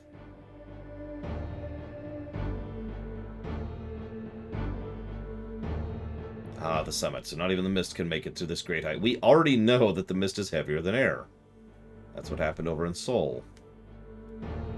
Silence. What's wrong, Noah? Silence! And yes, Zactaf, that sounds like something that Stark would do. That's strange, I thought I saw someone nearby. But I rolled a 3, so I'm not sure. Never mind. Von, Gala, let's go.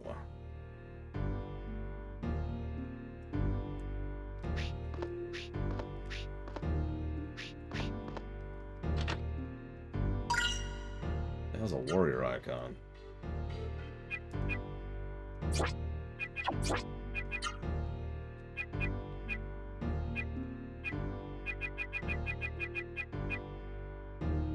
Bomb with special powers. Counterattack at a fixed rate.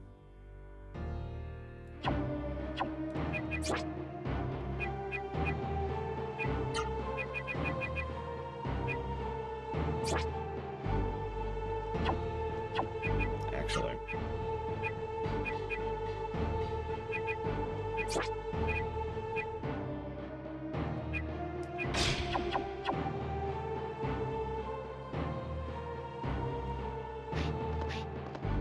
We'll put that on the guy who can do the least damage of the trio. Gala. He probably needs that little boost to damage.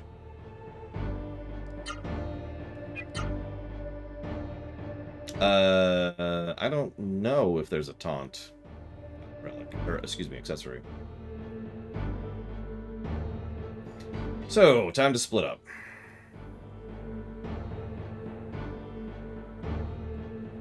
Now, I know they played FF6 for this. We'll see if this is as good as some of FF6's dungeons. I know what you're thinking. But lore, you're dumb! And while you're right, I do stand firm by my opinion to this day that Final Fantasy VI has some of the best dungeon design in the Final Fantasy series and in JRPGs in general. So, we'll see. We'll have to split up from here on, make our way on our own. Yeah, it's just a t-shirt that says the sequel trilogy, and then, like, no. One side says the sequel trilogy sucks, and the back says the sequel trilogy is awesome. So if you're like, ha! And if it doesn't work, you just flip around, and there you go. 100% taunt effectiveness.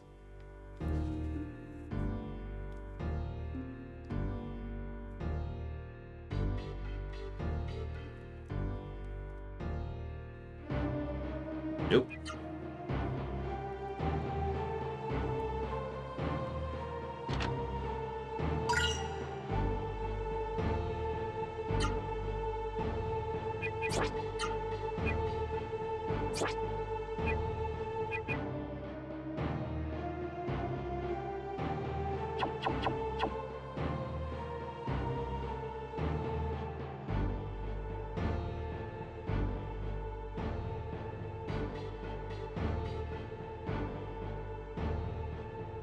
Now we switch.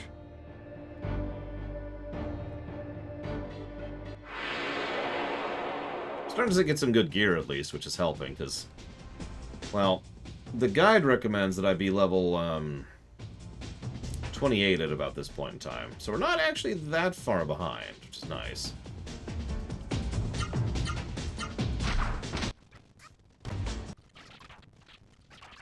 And it's dead. Because of course it is, because Noah wrecks face. She looks at someone's face and it's just gone. Or you remember in God of War 3? How we killed Hercules? Yeah, that's Noah. That's the rated R version of Noah.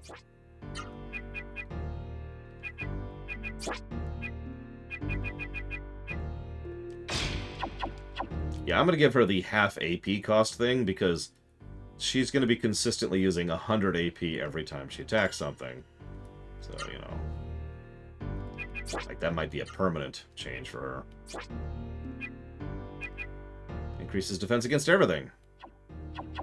Nice. Evil's not the word I'd use, Crazy Norse. A strange crest begins to shine. Okay. Does stupid count? We call him stupid? You have 3 minutes, Evo. I expect. I don't know. I can't be all intimidating. I'm too tired. Roll intimidation. There we go. Okay, cool. We did it. We did it.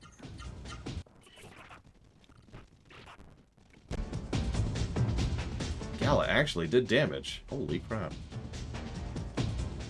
Hey, let me actually roll my dice I'll be using tonight. Wait a sec. Hang on. Rolled a 10, and if you know anything, my monk's charisma is +0. So that's a 10. Ooh.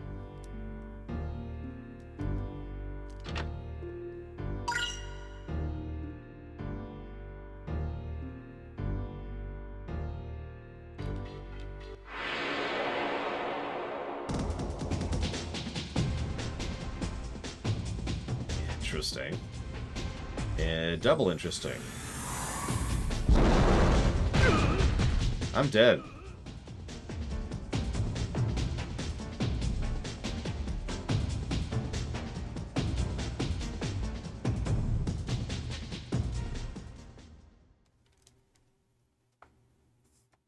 It's not a game over, though.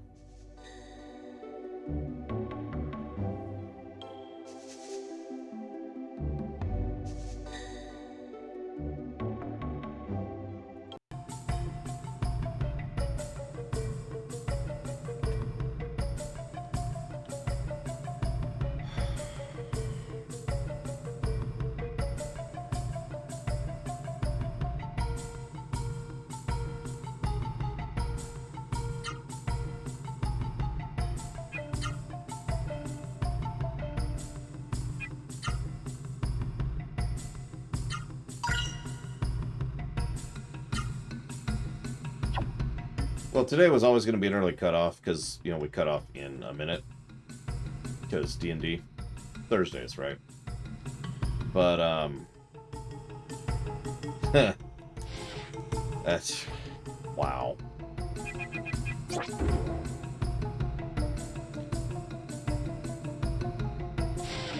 Sure, Diane Keto, hit me. By all frickin' means. Maybe I could do this, like, while I'm playing D&D tonight. Just mindlessly grind. Just grind my face off. Oh my god.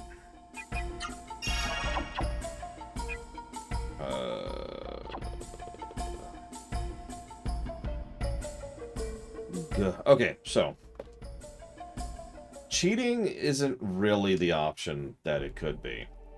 We can cheat in gold, and that is it. So...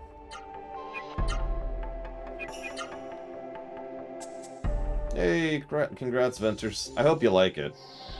Especially with the... oh, that's true, we could save state. That's true. I keep forgetting save stating is an option. And you're right, we could start save stating and just... cheese brain our way through things. I did a few tests with it, Blade Traval, and ultimately, at the end of the day, all I came up with was that that cheat is not going to work. At all. Now, if anybody can find any other codes, like, I'm listening, because the only cheats I have, well, there's actually only a few. I've got an infinite HP, infinite MP, infinite gold, and that's it. Oh, that's funny, Diane Keto. That's a good idea.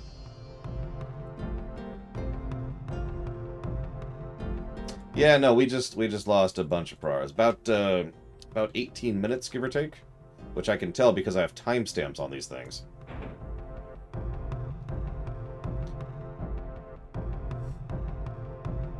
Yes, please, Action Man, and thank you. We'll see if those work, because we've already cheated, and honestly, at this point, like, I can see the future. I've looked ahead at some of the upcoming boss battles.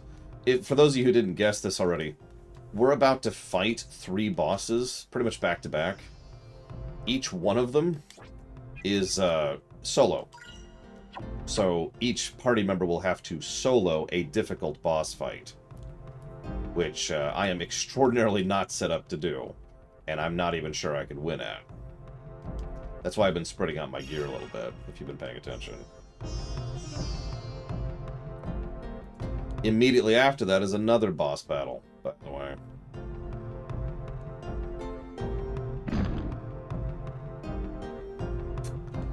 So, there's a race called the Devourers. Yes, the Devourers no longer exist. They have been completely restructured into the Trenth. The War of Annihilation is the War of Trunculence, yes. It actually just got a rename because... yes, Diane Keto, correct. Oh yeah, where's the thing? Someone just talked about that.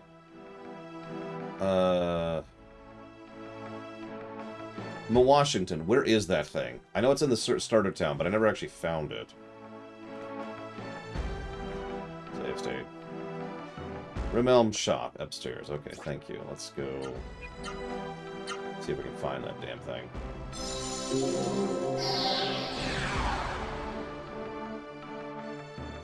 Now, unlike the Breath of Fire 2 infamous scene with Sten, this isn't an automatic multiple negative scenario. Because if you remember, the Sten thing was badly... So, the Sten thing was bad because it was a solo character section, which is inherently leaning towards bad. It was Sten who was extraordinarily a weak character. The section wasn't balanced around being solo Sten. And, this is the really big sin, it didn't actually tell us that scene was coming. Unless you've played Breath of Fire 2 before, you do not know that you're getting the solo Sten section. Now, here at least, they have told us that we're getting the solo section. They flat out said... There it is. Point card. They flat out said you're going to have to go through this section. And yeah, FF10, if you haven't leveled Kimahri, similar thing. See, the problem is, and we talked about this before, most RPGs in general, unless they are ARPGs or designed for it, don't work with one party member.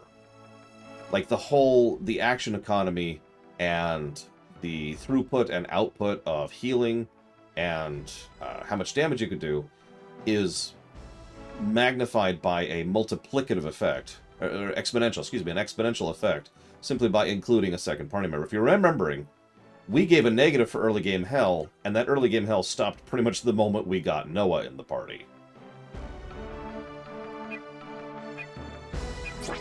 So, forcing solo sections is always going to be problematic. It can work if you design the section around it. Now, I don't know if they've designed these sections around it, except for the fact that I just died to the second battle. Now, in the game's defense, I didn't notice my HP, that's on me. But the fact of the matter was that 2 fights were able to kill me pretty effortlessly. That's not great. And again, I have them geared, and I am only 2 levels below what I should be for this point in time, so it's not like I am super underdeveloped here.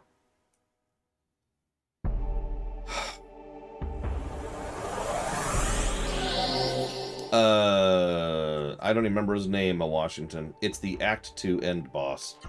The one in the big old castle. Not the floating castle, the previous castle. Okay, so hang on. So Gala, so let's go back into this. So let's give him the Earth thing we just bought.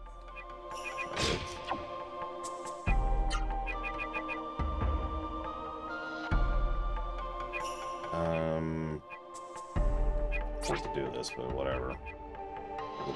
And we'll give the other one. Okay. You do not see bosses' HP, no. I mean, I can see their HP over here in the walkthrough, and I can do math in my head, but I cannot actually see their HP in-game, no. Now, let's go ahead and drag a hard save here.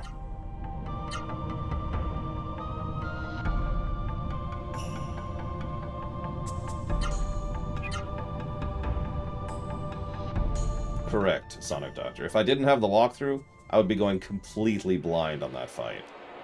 Oh my god.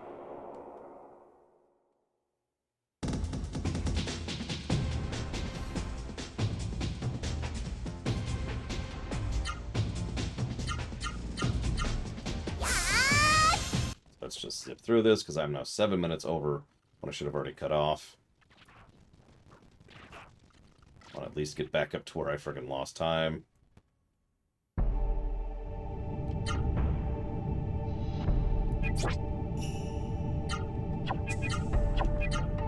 Let's level her spoon. Level her spoon. There we go. Save again. Oh my god.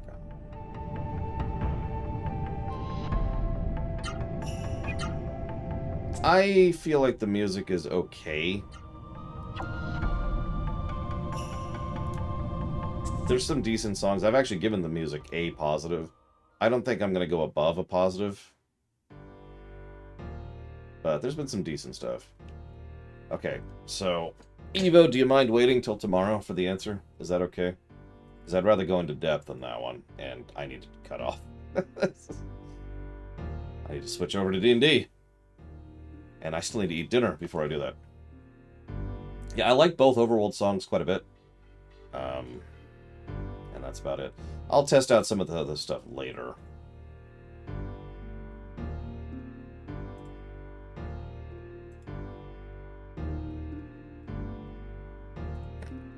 It's adorable.